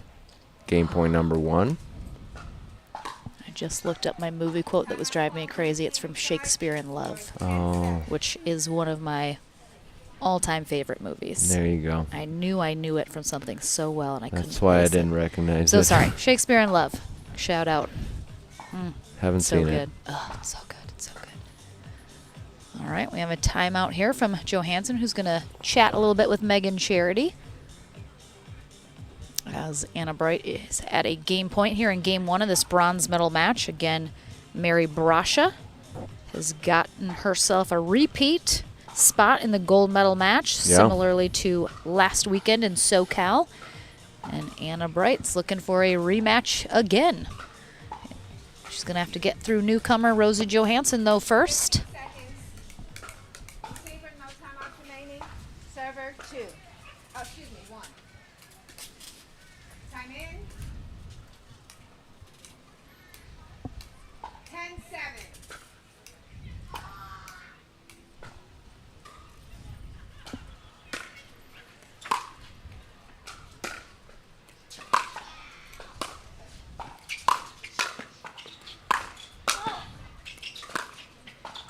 Yeah, I think Bright was anticipating maybe a cross-court ball there from Johansson. Instead, she goes right back up the line. That's the thing is sometimes you wonder with singles, why do they keep going back to the same spot? But it's because in singles you have to cover both. Yeah. So you're hoping to eventually catch the person Right, thinking guessing you're the going wrong the other way. Exactly.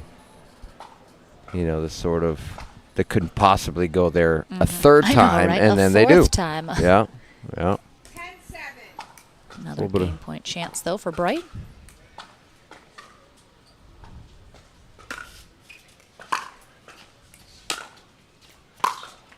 Oh, just missing. Just wide, but a really nice first game here between these two ladies. Expecting more of the same in game 2. They'll switch ends. We'll take a short break and back into the action in this bronze medal match right after this.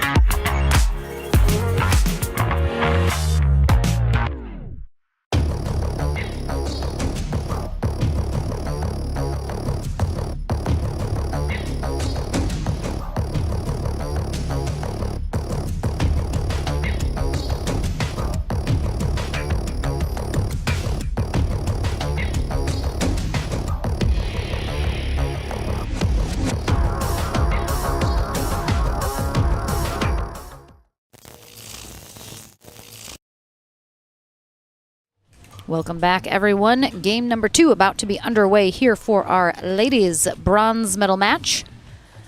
We have Anna Bright on the far end, taking on Rosie Johansson on the near end.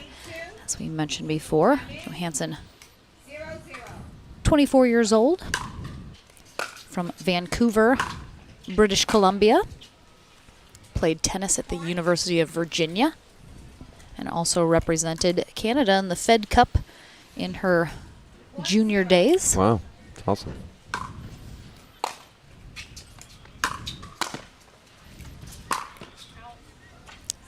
Good ATP attempt.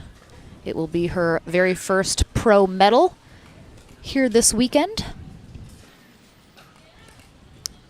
She's definitely going to be a name to watch here on the ladies' pickleball scene.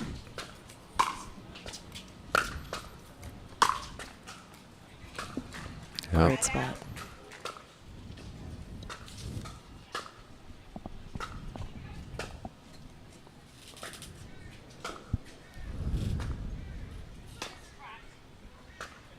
Oh, that cracked ball, so we're going to switch it out. And we will indeed have our men's bronze medal match coming up next here on Championship Court. Gabriel Joseph faces Federico Staxrud after the conclusion of this match. 1-0.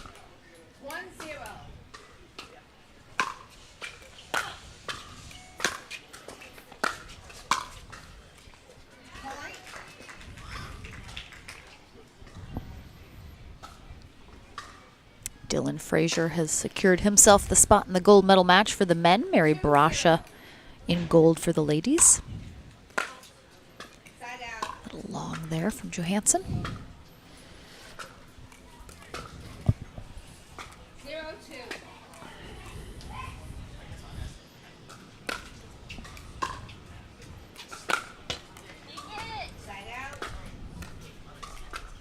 Yeah, I like the idea from Bright, recognizing Johansson wasn't coming in, gave her a short return, just rushed that approach a little bit.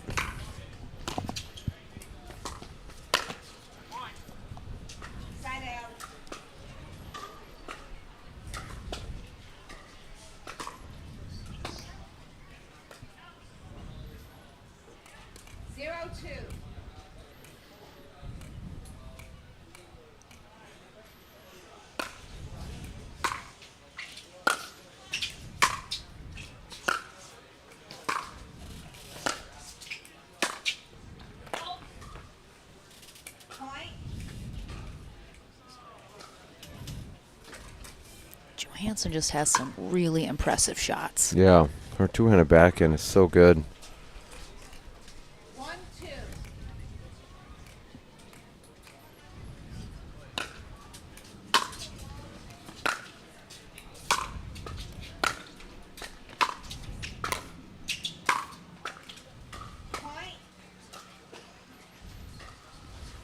Good idea. Yep. Taking it out of the air, being Yep, aggressive, I like getting it. up there. Yep. Oops. Possibly.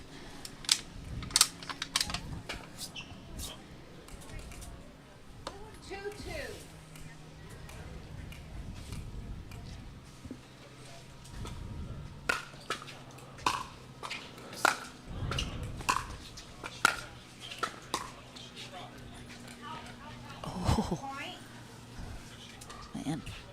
Bright let that go. I thought she kind of stumbled a little, Yeah. which is why she let it go and that it was going to drop in, but goes a little long.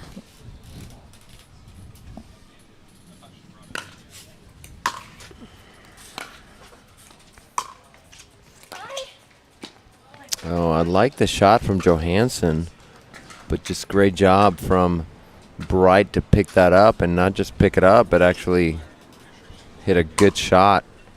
Cross-court roll, backhand. I think Johansson was maybe anticipating a pop-up. Didn't get it. And missed return. 5-2.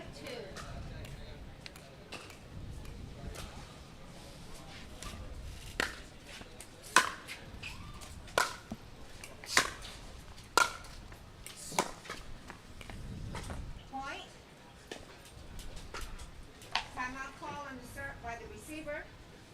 Score is 6-2. Timeout here. As Johansson did have a small lead here coming out in game 2, but Bright has quickly overtaken and gotten back in control. Megan Charity. Some more quick words of advice for Johansson.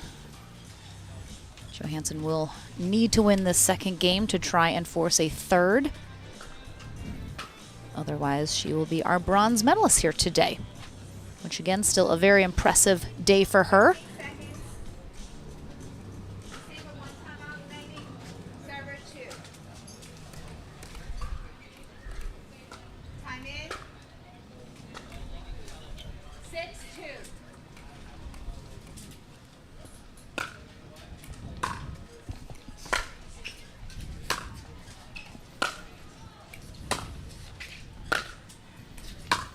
I mean, just that two-handed backhand is so pretty. Just keeps it so low.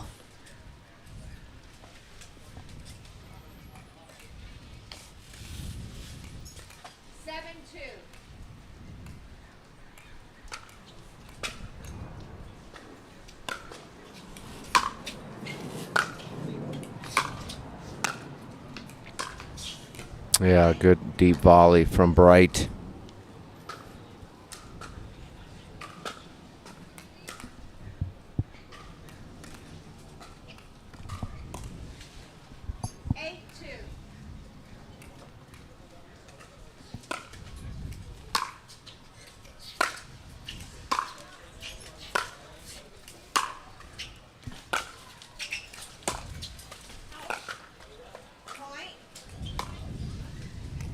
Ball is wide.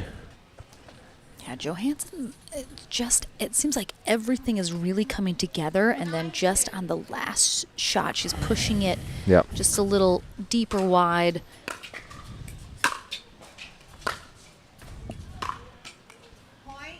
But really, so many of these rallies I feel like could easily have gone either way. It's just such a slim margin that Bright really has come out on top here. And the score is pretty wide here. 10-2, she's on a match point. But truly, I don't think the play really represents that Bright has run away with this. Right. I think Johansson has been right in here with her the whole time. And again, she's barely dipping her toe into pro play. So we talked earlier, tournament play is so different than rec play. Even competitive rec play, it's still, you can't, manufacture tournament play and what's on the line when it's not a tournament. And physically, I mean, no one plays this many singles rec games in one day. So, of course, Bright just coming out of last weekend, making a deep run in all divisions.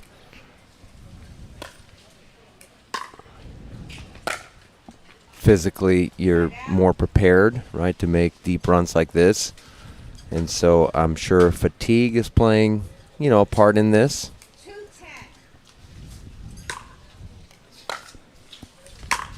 As you said, Hunter Johnson mentioned he was still sore from last week. And no one would think that Hunter Johnson is not in good shape. Oh, yeah, exactly. But it's just different. Pickleball is different. Singles pickleball is different. Another match point here for Bright, looking for a rematch in the gold. And she will get it. But wow, so excited to have Rosie Johansson here on championship court. She is our bronze medalist here at the SUNMED LA Open, her first ever pro medal. And she is certainly just getting started. And it's so exciting to see kind of the birth of some of these new players as they're coming into the sport. Just really well done. But Anna Bright heads back to gold for a rematch with Mary Brascia. But first up, we're going to have our men's bronze medal match next. Gabriel Joseph takes on Federico Staxrud right after this.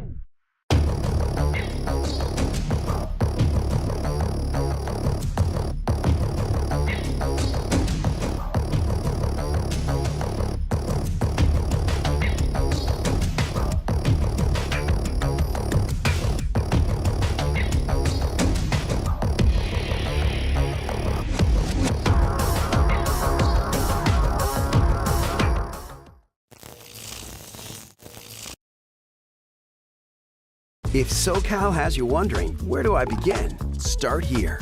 Cheering for the visiting team? Here's your line of scrimmage. Come for a culinary odyssey? Tonight's special is everything. Here for work? Hang around for the weekend. Hit 3 theme parks. Crush coffees or crafty beers or whatever strikes your fancy. Because with friendly locals, Main Street vibes, easy accommodations, and all of SoCal within reach, no matter what you've come to get up to, in El Segundo, we'll invite you to start here.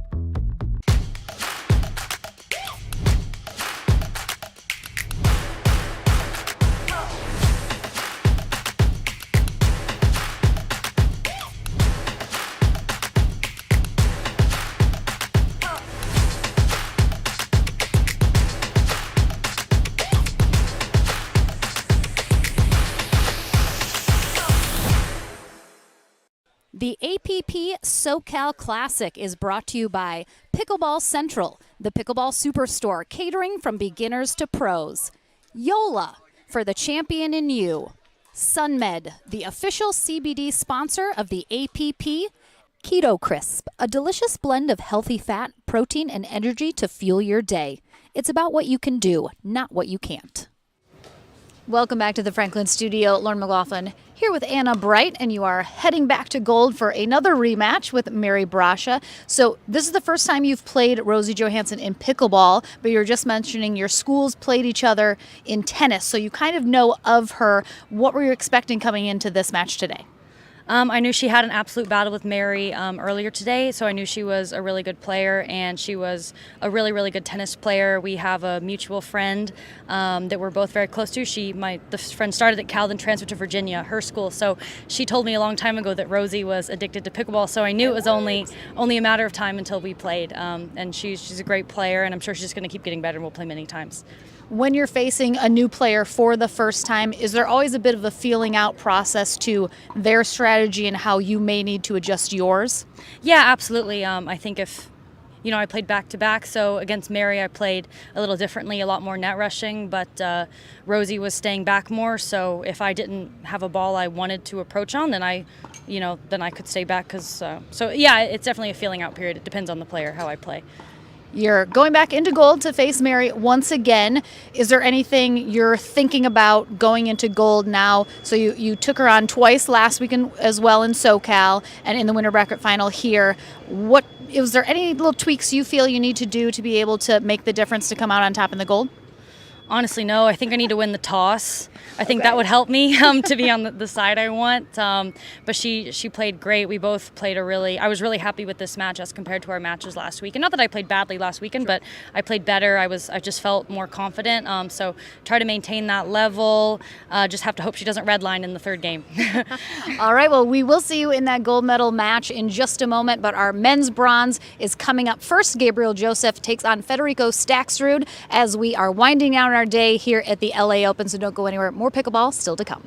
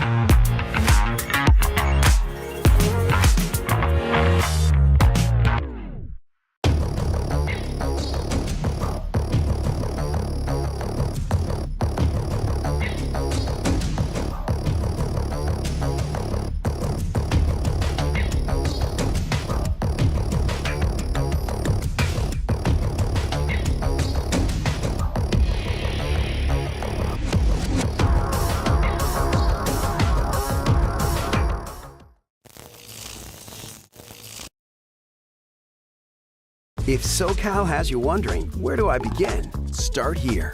Cheering for the visiting team? Here's your line of scrimmage. Come for a culinary odyssey? Tonight's special is everything. Here for work?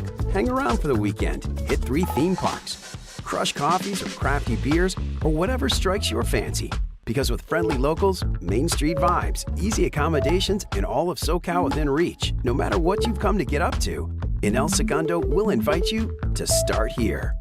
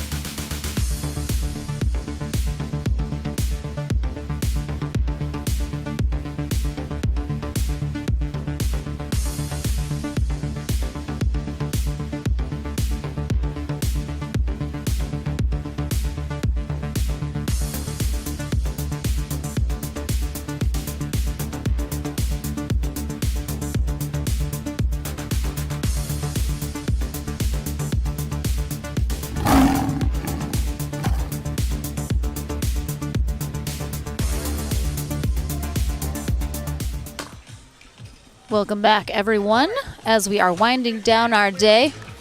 Is Gabriel Joseph yelling at me? Well, Gabe? He's always trying to talk to us in the booth. I'm trying to do something here. Yeah. It's ridiculous. He's so unprofessional. So we are back into the action with our men's bronze medal match. Lauren McLaughlin and Daniel Roditi here in the booth for our final few matches. We'll have our ladies gold followed by men's gold after this match concludes. Federico Staksrud knocked down into the bronze by Dylan Frazier in the winner bracket final, and Gabriel Joseph having to make a run through the back draw, having some good wins to get back here into the medal rounds. Monica Stampbeck will be our USA Pickleball Certified referee for this match.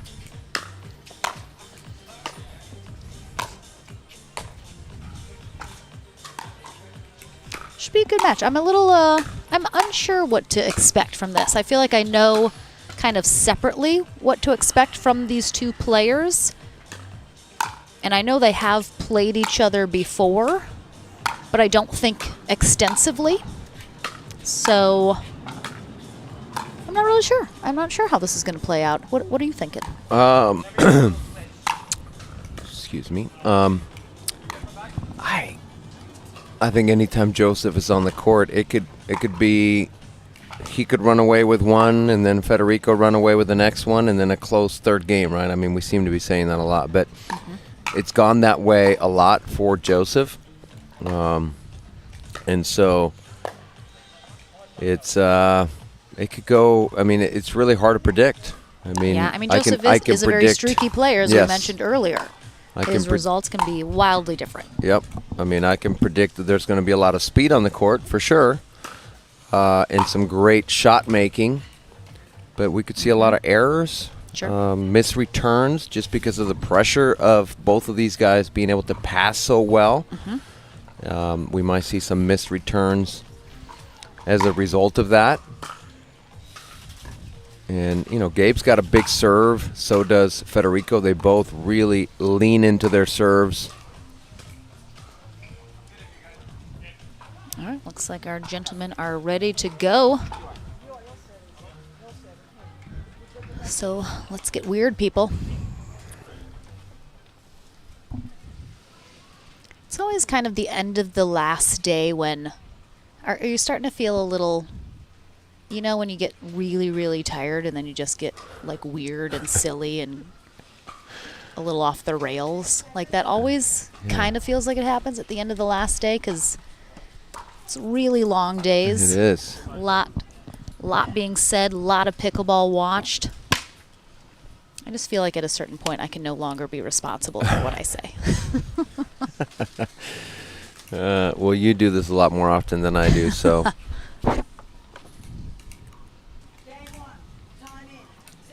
The wind picking up a little bit just as we're starting this.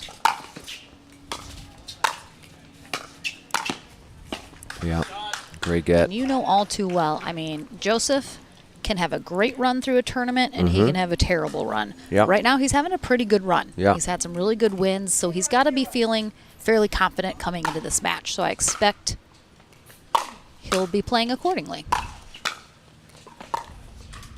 Yeah, he was really upset after the loss to Arnold, and I was chatting with him a little bit, and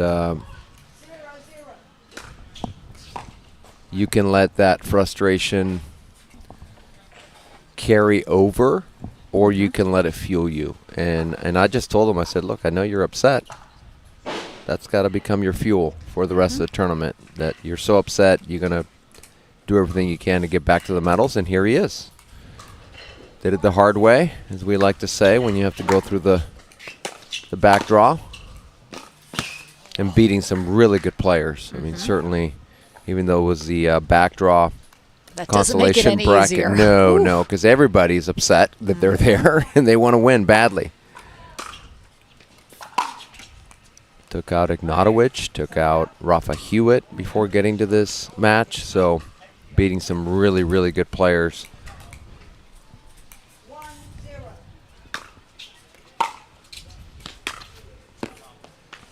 Gabe Joseph, 25 years old, lives in Is it Thousand Oaks, California? Is that where he's from? Yep. Yep. He's a Valley boy, everyone.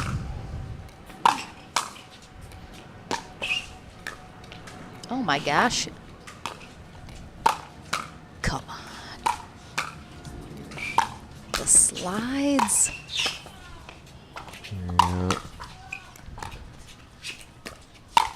Yeah. I mean, we get a smile from Federico. And I've said this many times. When you play Joseph, you feel like you have to hit 5 winners in 1 point. I mean, come on. The sideline. Fed thought it was done immediately there. He was like, oh, just easy, I'll put just away. put it over there. But all of a sudden, Joseph's there. Like, where'd he come from? Oh, he lets that go. He had a high forehand volley, thinking that was maybe he thought the wind might carry it. We are getting kind of gusts of wind, but they kind of come and go. Yeah. And that time there wasn't enough to carry that ball. Yeah, we see that inside-out forehand from Stocksrud and then crashing in on his own ball, taking it out of the air. Really early timeout here from Joseph. I mean, so early. Where'd he go? Where'd he go? Yeah, he's he's over here. Yeah, he's in a little mini tent. Not sure what he. Interesting. Yeah, I mean, like he. It's Wilson. It's Wilson. So that's the Brasha's dog that we've been talking about all day. I mean, I wonder if he just poured a bunch of water on his head. Is he like overheating? Does he need a? Yeah, I don't know. I wouldn't think it's fatigue. I mean,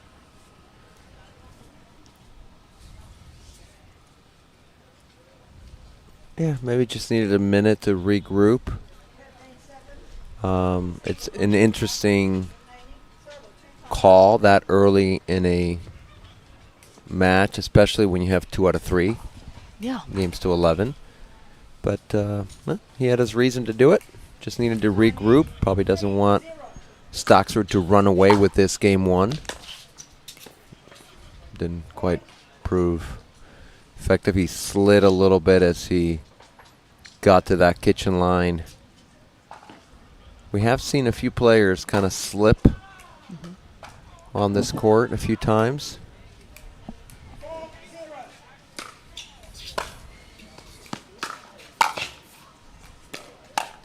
Oh, it just sails. I thought he was maybe going to get that. And here comes the emotion from Joseph. That's a nice anticipation on that.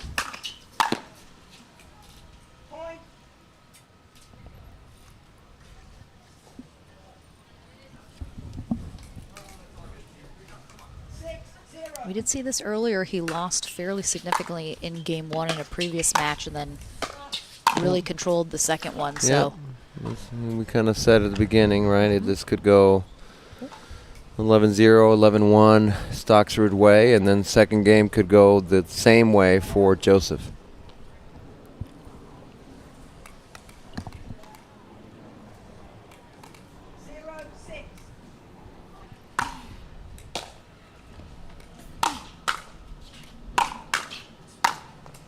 Yeah, he goes right at Stocksrud body there. Several times. Yeah, got a little bit of a pop-up out of it and able to put away the backhand. So he's on the board.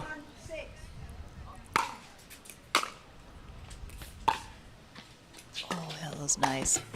Oh, read that well and just he's asking if that was going out. I don't know that it was. Think so. I don't know that it had enough pace, but maybe. I don't know, maybe.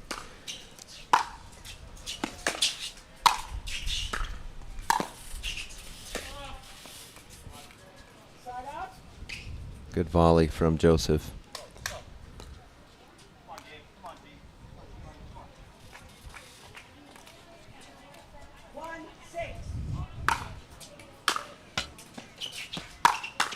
Again, right at the body.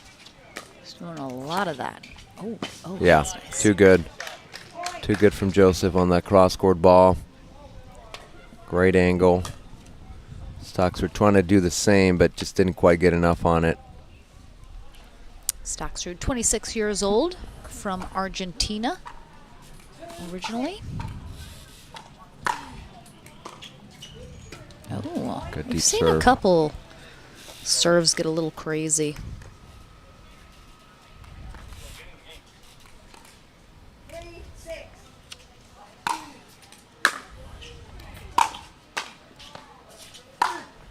Oh, yeah. There's that forehand. That is very nice. So now we get a timeout from Stocksrud.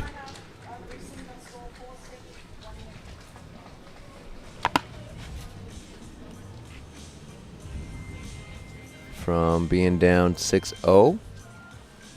Joseph clawing his way back into this match. Just 2 points away from tying Stocksrud. Gabe asked me if he was getting interviewed. And I said, for what? He goes, because I won. I said, yeah, but you didn't win on center court. You win your next one here, you're getting interviewed. God, just put the man in front of a camera. Yes, yes. I mean, he figured he got his fresh haircut before the tournament, as he always does. Very high and tight. Yes, very. Hair still looks perfect. There's a lot of gel on that hair. It's funny, Joseph's kind of one of the more polarizing figures in pickleball. People kind of have a lot of opinions about him one way or the other, but I mean, as long as people are talking, I think it's great. Well, and he's just a super nice guy. He's the nicest. Similar to Arnold in that he's very fiery, but great sportsmanship, overly generous with calls many times. Yeah, it's a great ball there. So I think for those who maybe aren't fans, I think they just haven't gotten to know him. Yeah. He is really is a great guy.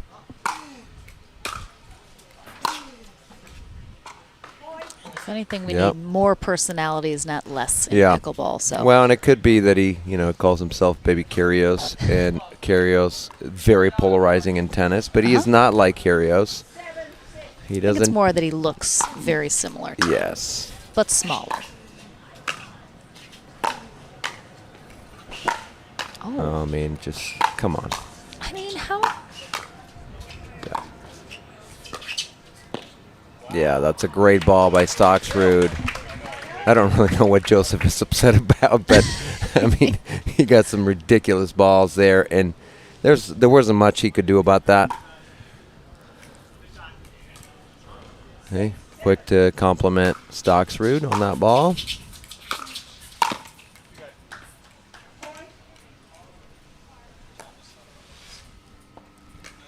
We're tied up at 7, so Joseph has definitely come back here in this first game.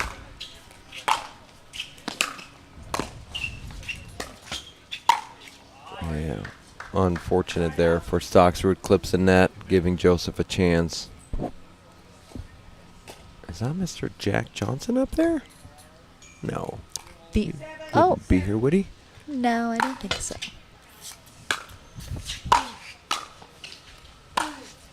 Wow, Oh, we've my seen goodness. 3 of those. 3 forehand cross-court winners.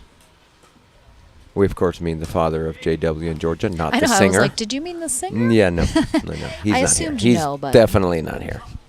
he could be. Maybe Could he be. likes pickleball. You know?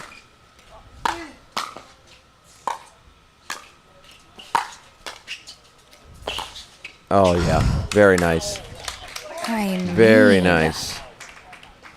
And I'm sure this is what everybody was hoping for, right? Tuning in is these kinds of points and shots from Stocksrud and Joseph. The speed on the court is pretty amazing.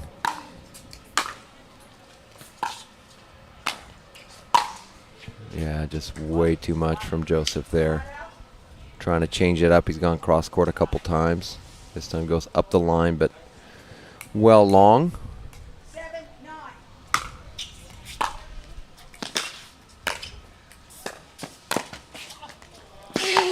Oh, my gosh. I thought he. do you think he might have had a better ATP shot than trying to go up and back over the net? I think he just barely was getting there. I don't think the ATP was. No, it was the ball was too low. It wasn't going to get wide enough. Yeah, that was a tough shot. Good effort though from Staksrud. So Joseph was down 6-0, and since then he's gone on a 9-1 point run. Obviously, there's been a lot of side outs in between, but in terms of scoring actual points, it's 9-1.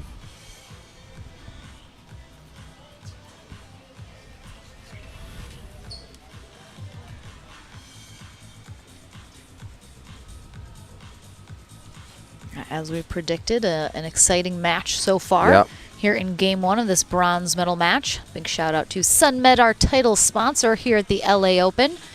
We've been able to give out lots of cool samples to our spectators throughout the weekend. Had some hydration, CBD, lemon lime with electrolytes. You were rocking some of this. How was it? It was really good. Yeah. Are you feeling very hydrated? I'm feeling very hydrated. Full of electrolytes? Yes. A little calm from the CBD? I won't be cramping in the booth. That's good. As I normally do on the court. They also have some cool topical spray with menthol that people have been enjoying. I have one of those. Took in my bag.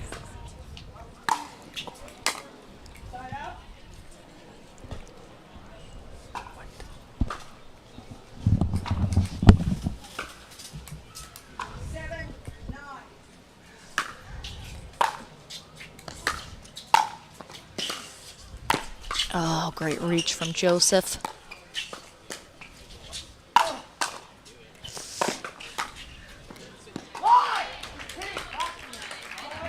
Joseph, I mean, played phenomenally, but very upset with himself about the outcome. But Staksrud just hanging in there, grinding out these rallies.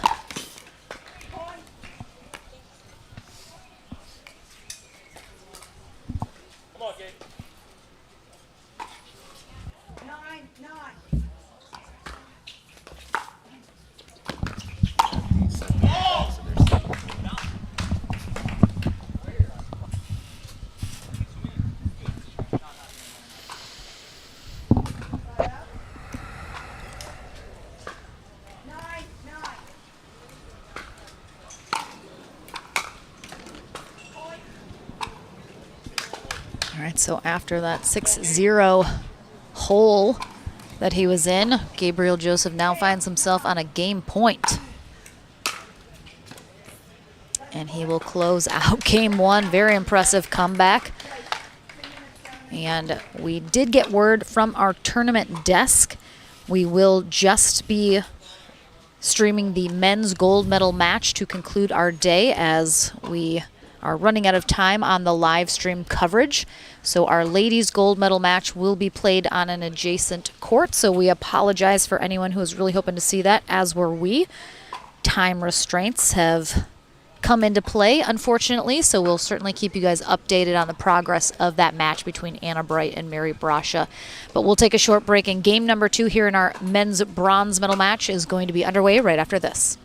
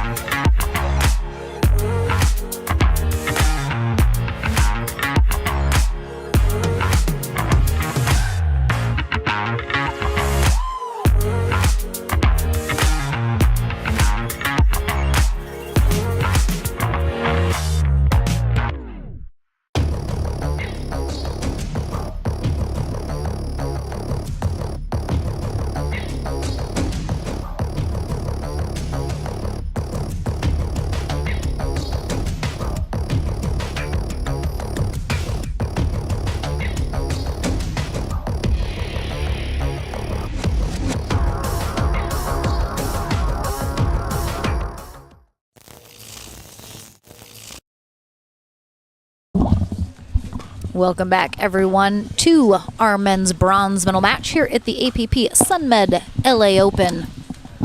We've lost one of our players, so he must have needed to run and probably changing do his something. shirt somewhere. He does change shirts a lot. Yeah, he does. So, oh, he's back. Oh, no, so we he didn't have change his shirt. A little quick restroom run.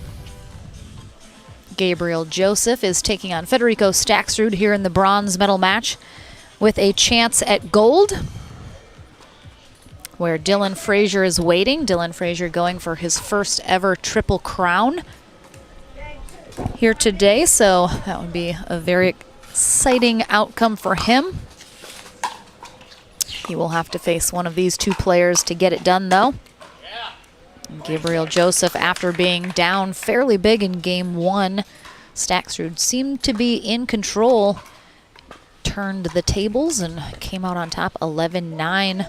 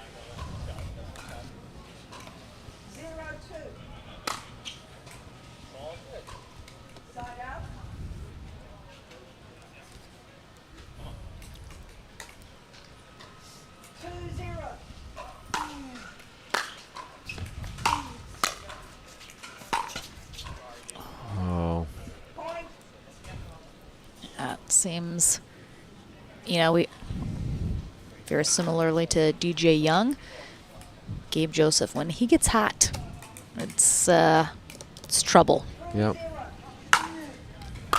Staksrud's going to need to try and cool that down a little. Gabe said, yep, not getting that one. And there's not a lot he can't get to. Yeah, so. no, you know it was a good shot if he didn't think he could get to it.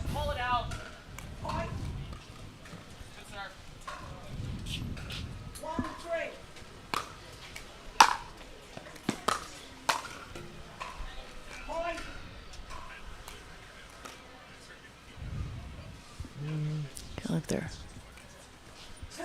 Might see a timeout here soon. Like, is he gonna call a timeout? I think he's thinking about it. Oh, man. Maybe get Steve Taylor out there with his camera to get a picture of that. Yeah. I mean, what? He likes his overheads. A little flashy there. He hung in the air. Look at him put on a show. Putting some mustard on the hot dog there. Oof.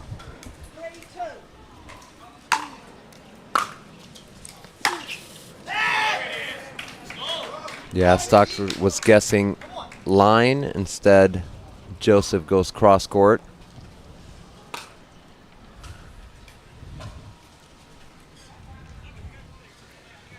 Might actually see a timeout from Staksrud here soon if this trend continues.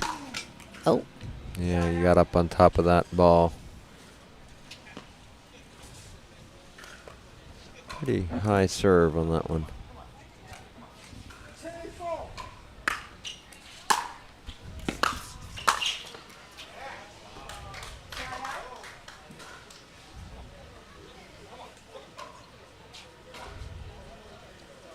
Joseph got silver in this tournament last year. And gold in Gold in SoCal. SoCal, yeah. Obviously did not repeat at SoCal, was disappointed with his results.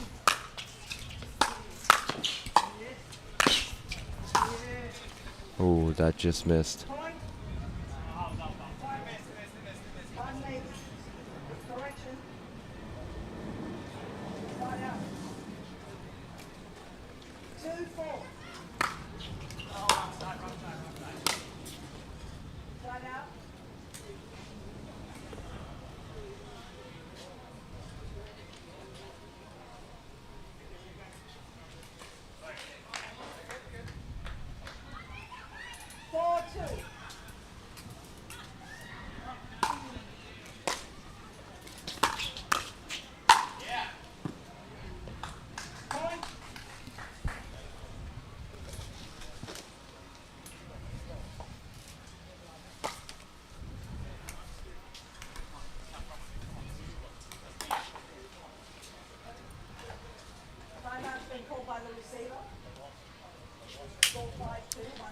So we do finally have a timeout here from Staxrud as Joseph once again picking up a little steam, and it's tough when you're facing a player that when they get hot, they're just so dangerous. You definitely need, you know, it's a timeout to stall momentum, if anything. Right. But do you see anything strategy-wise Staxrud needs to maybe mix up here against Joseph? No, I mean, Joseph is hot right now. He's hit some really good passing shots. We have seen a few errors from Staxrud. He missed a serve wide before that side out. So I think it's more dialing in his own shots rather than a big change in strategy. I think he's got the strategy. It's just more of the execution, as we've talked about so much.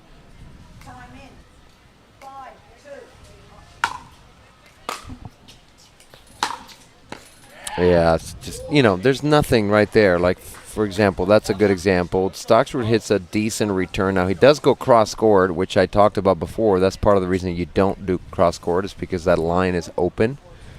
But it wasn't a bad return. It's just Joseph's shot painted the line. So it's really tough. If your opponent is hitting their spots,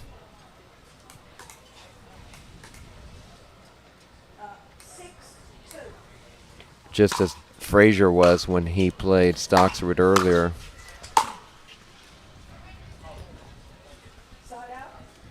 Ball missing. Stocksrud, I was talking to Stocksrud after he played Frazier, and he said he just played really well. He was too good. And that's sometimes that's all you can say.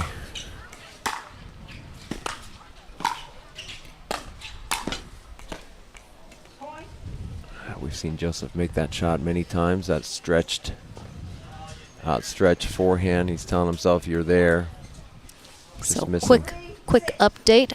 Bit of miscommunication. Apologies. We will have our women's gold medal match coming up next, followed by the men's. Yay! So just a little, not enough people talking, but we got you guys. Don't worry. Bringing you all the action here on Championship Court.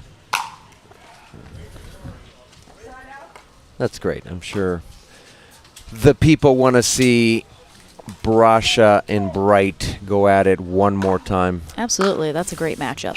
Fourth time in these 2 weeks. And right now, I mean,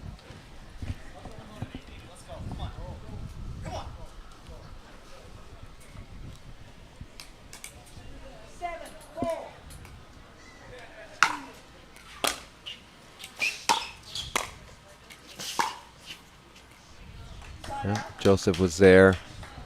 Just put too much air under that ball. The line was open. He could have just punched it a little bit.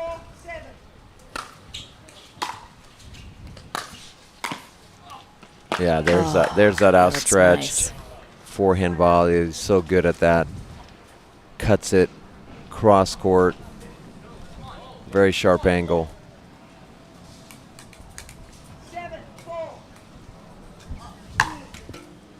I've seen him miss a couple serves. Yeah, and he got up on top of that. He got up on top of that ball.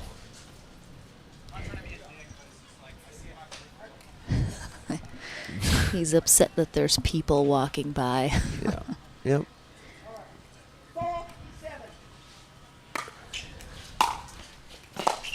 Yeah, it's one of those things when there's a lot of movement, yeah, it's just white noise. It doesn't affect you, but when there's just one person walking by, it can throw you off a little bit.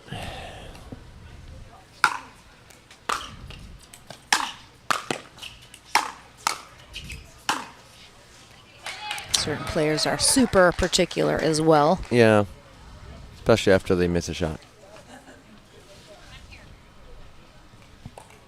But it's always smart to wait for the point to be over before you walk. Yeah, just respectful. Yep. Wow. He's going to get it. He's going to get that. Oh. I mean, he is just crushing his steps every time he plays a tournament, I'll tell you what. I mean.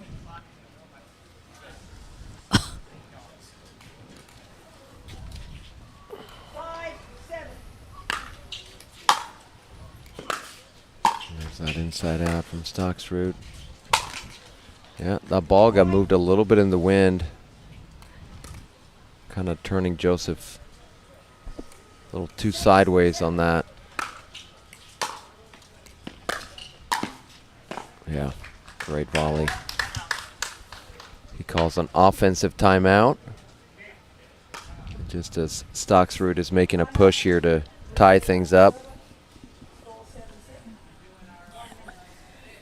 Joseph definitely a player that can quickly kind of mentally shift focus. Yep.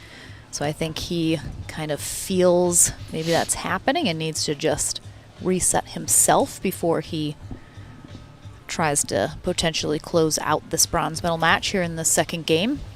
Yeah, I was watching him play against Rafa Hewitt. He had a couple chances at match point at 14-11. Kept looking to the side to his dad and a couple friends whether he should call a timeout, offensive timeout. He didn't call it. And then he got another side out, decided to take the timeout, won the match on that next point. Hewitt missing the return.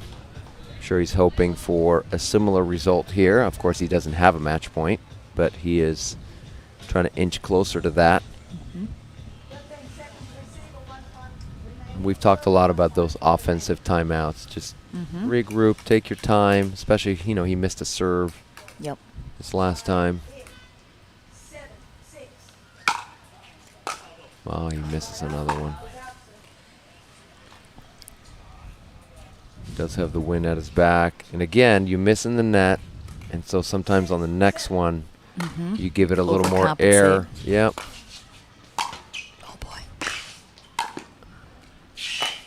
I mean, oh, another hang in the air overhead. But Federico Stocksrud, what an effort. I mean, both these guys just, I mean, look at that shot.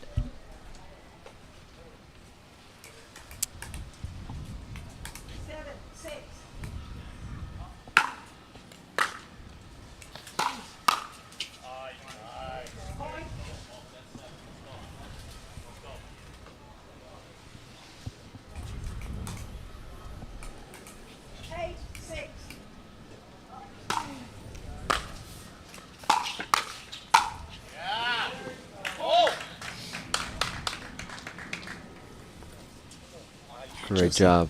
Joseph has a nice little cheerleading section with him here today, which always helps a player like him. Brought his hype man. Yep. I mean, everyone should have a hype person they bring.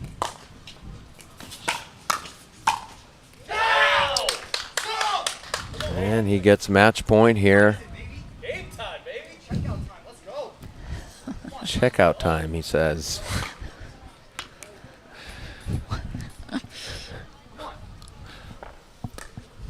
He really wants that interview. He does. He does. That's his sole motivation. Yes. Wow. Unbelievable job from Gabriel Joseph. But, I mean, he got hot and he never stopped. It's just how Joseph does things. But a big congrats to Federico Stocksrud.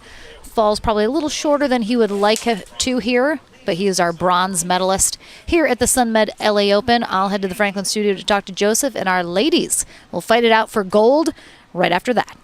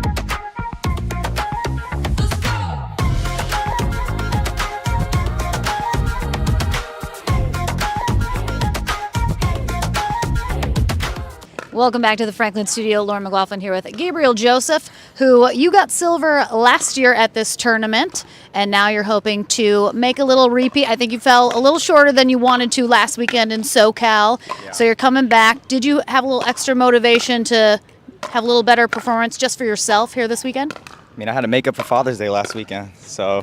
Let Pops down. I did. I let Pops down. I let myself down. But listen, honestly, like, in all seriousness, like, you guys know, I work a lot, so for me to even be here, like, kind of free rolling is amazing. And dude, honestly, I got to shout out to the whole little hype crowd over here. My boy Meat, everybody that showed up today, Joel, Joey. I mean, honestly, with them here, it really hyped it up and made me play a lot better.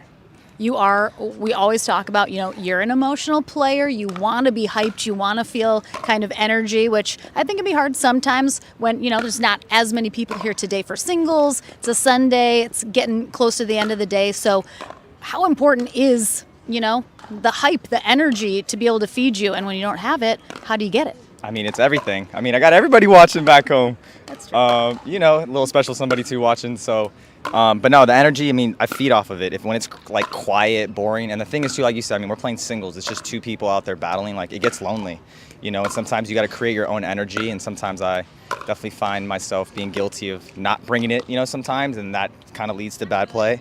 But, it's everything. I mean, I literally can't thank them enough for coming out and supporting. It honestly means the world to me. And without them, honestly, I don't think I'd play as well as I did today. And it's not over yet. It's not over. You still have gold. You're facing Dylan Frazier. He's going for a triple crown today. Would you feel a little bit bad stealing that opportunity from him, or you're just going for broke? As Kobe Bryant said, job not finished. And a shout out to Puppy Kobe as well. That's right. Shout out to Cobes. That's my baby. All right. Well, congrats to Gabriel Joseph. We'll see him in just one more match, but our ladies are duking it out for gold. Anna Bright and Mary Brasha face off once again today, right after this.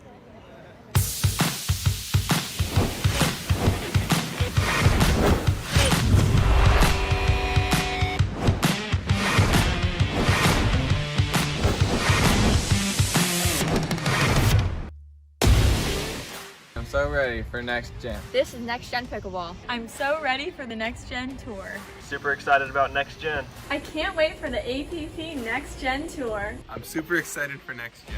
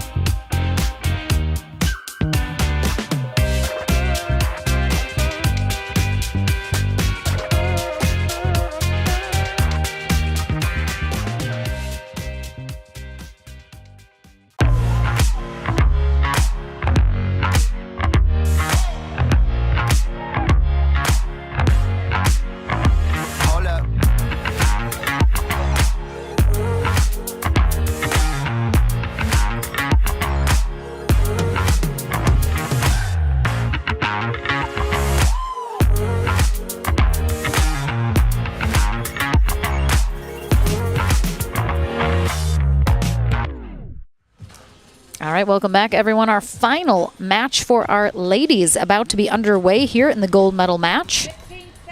We have Anna Bright on the near end, Mary Brasha on the far end, and Inga Carr, our USA Pickleball Certified referee for this match.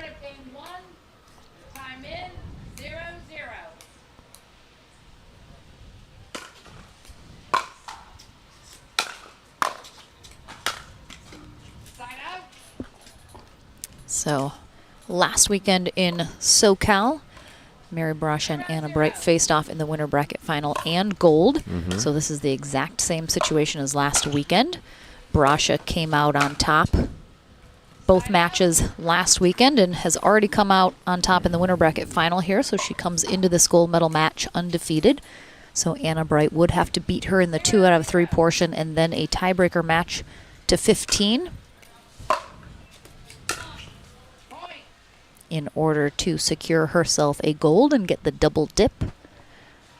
Mary Brasha just has to win the 2 out of 3 portion, or if it gets pushed to that tiebreaker match, then the tiebreaker.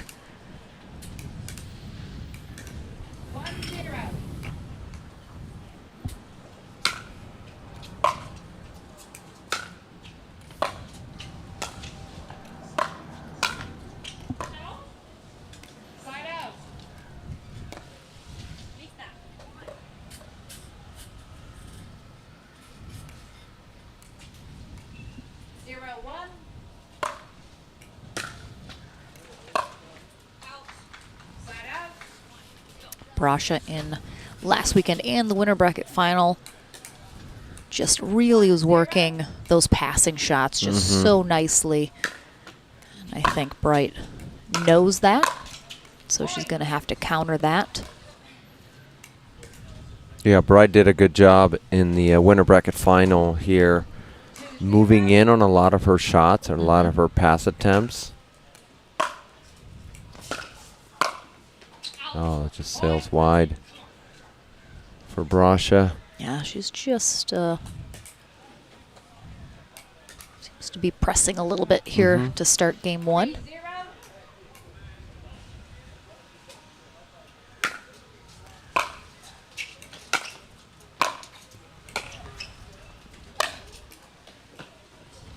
As we've talked about so much when you come through the winner's bracket, that game 1, it's obviously crucial for both players, but if you're coming through the winner's bracket and you take game 1, you know.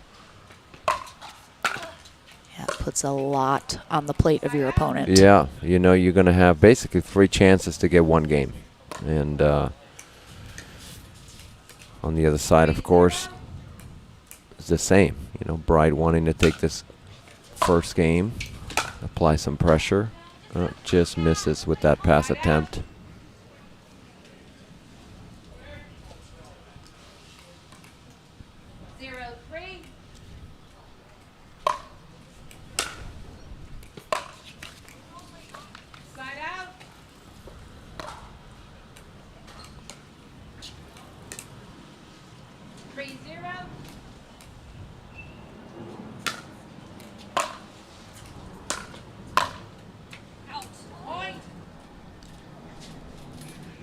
Brasha just seems a little off her game in the way we saw her play last weekend and also in the winter bracket final. She's had some very tight matches today, but just seems to start here a little. Yeah, great shots by Bright there. Brasha getting the first one. Actually hitting a great shot, but good reach from Bright, pushing that ball up the line past Brasha.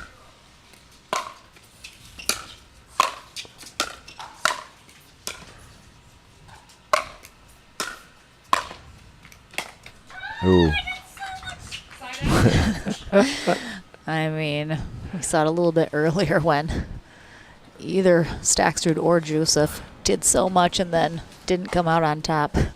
Bright feeling their pain there.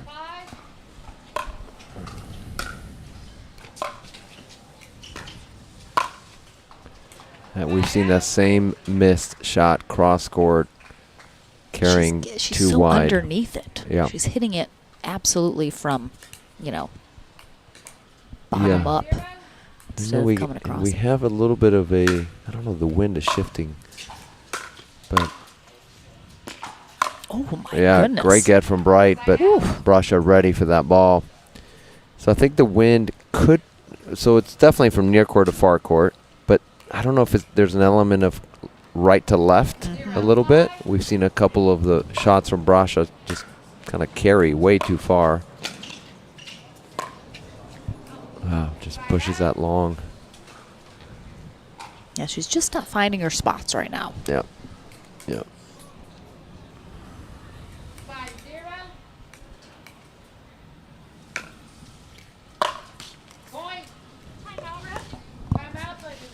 You get a timeout from Brasha.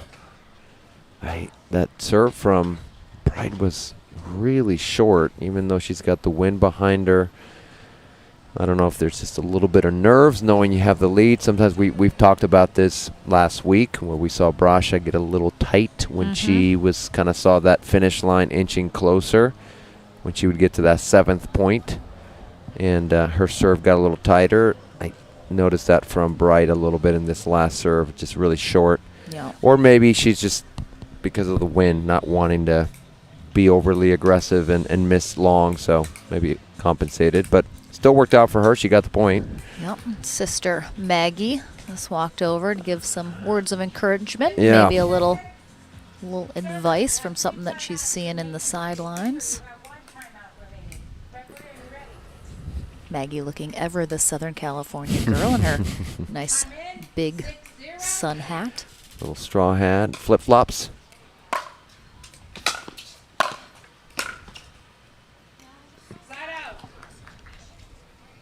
And we saw Joseph being down 6-0 in that game one, came roaring back to take it in 2. I'm sure Brasha's hoping to do the same. Yeah, not good enough for that lob. And certainly not on the forehand side of Bright. Just an easy put away overhead for her. 6-0.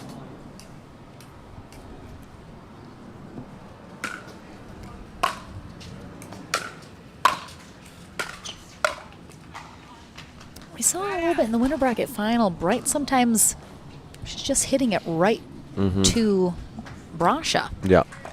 And not in a way that it's like attacking her. She's just like giving her the Yeah, next I shot. think she kind of missed her spot. I don't know that she Yeah. was trying to do that. We got a missed return here. Brasha finally on the board.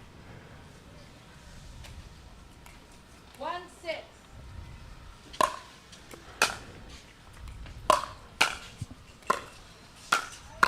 Oh, nice pickup there from Brasha. 5th time, I think, was the charm for Bright in the same spot there.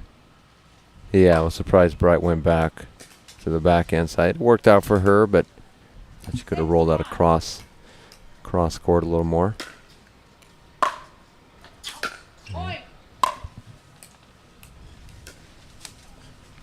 Yeah, wind definitely picking up.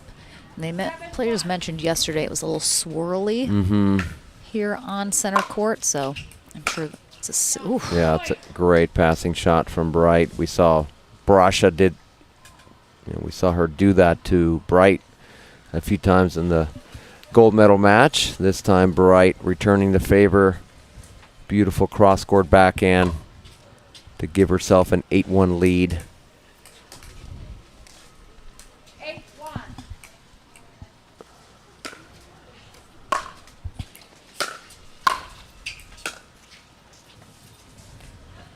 Right out. Yeah, it's tough to lob when you have the wind at your back. It's just the ball's going to carry way too much.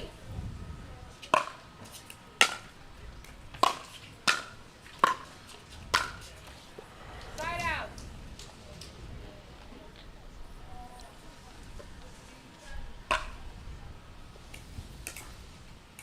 Eight, 1.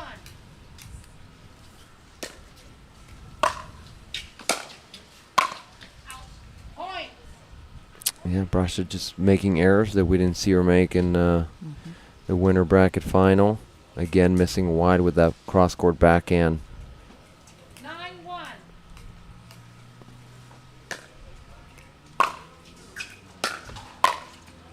Again, same shot. Yeah, it's tough.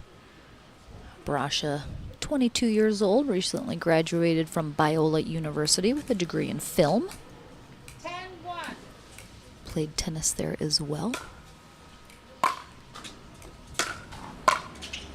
Good pickup.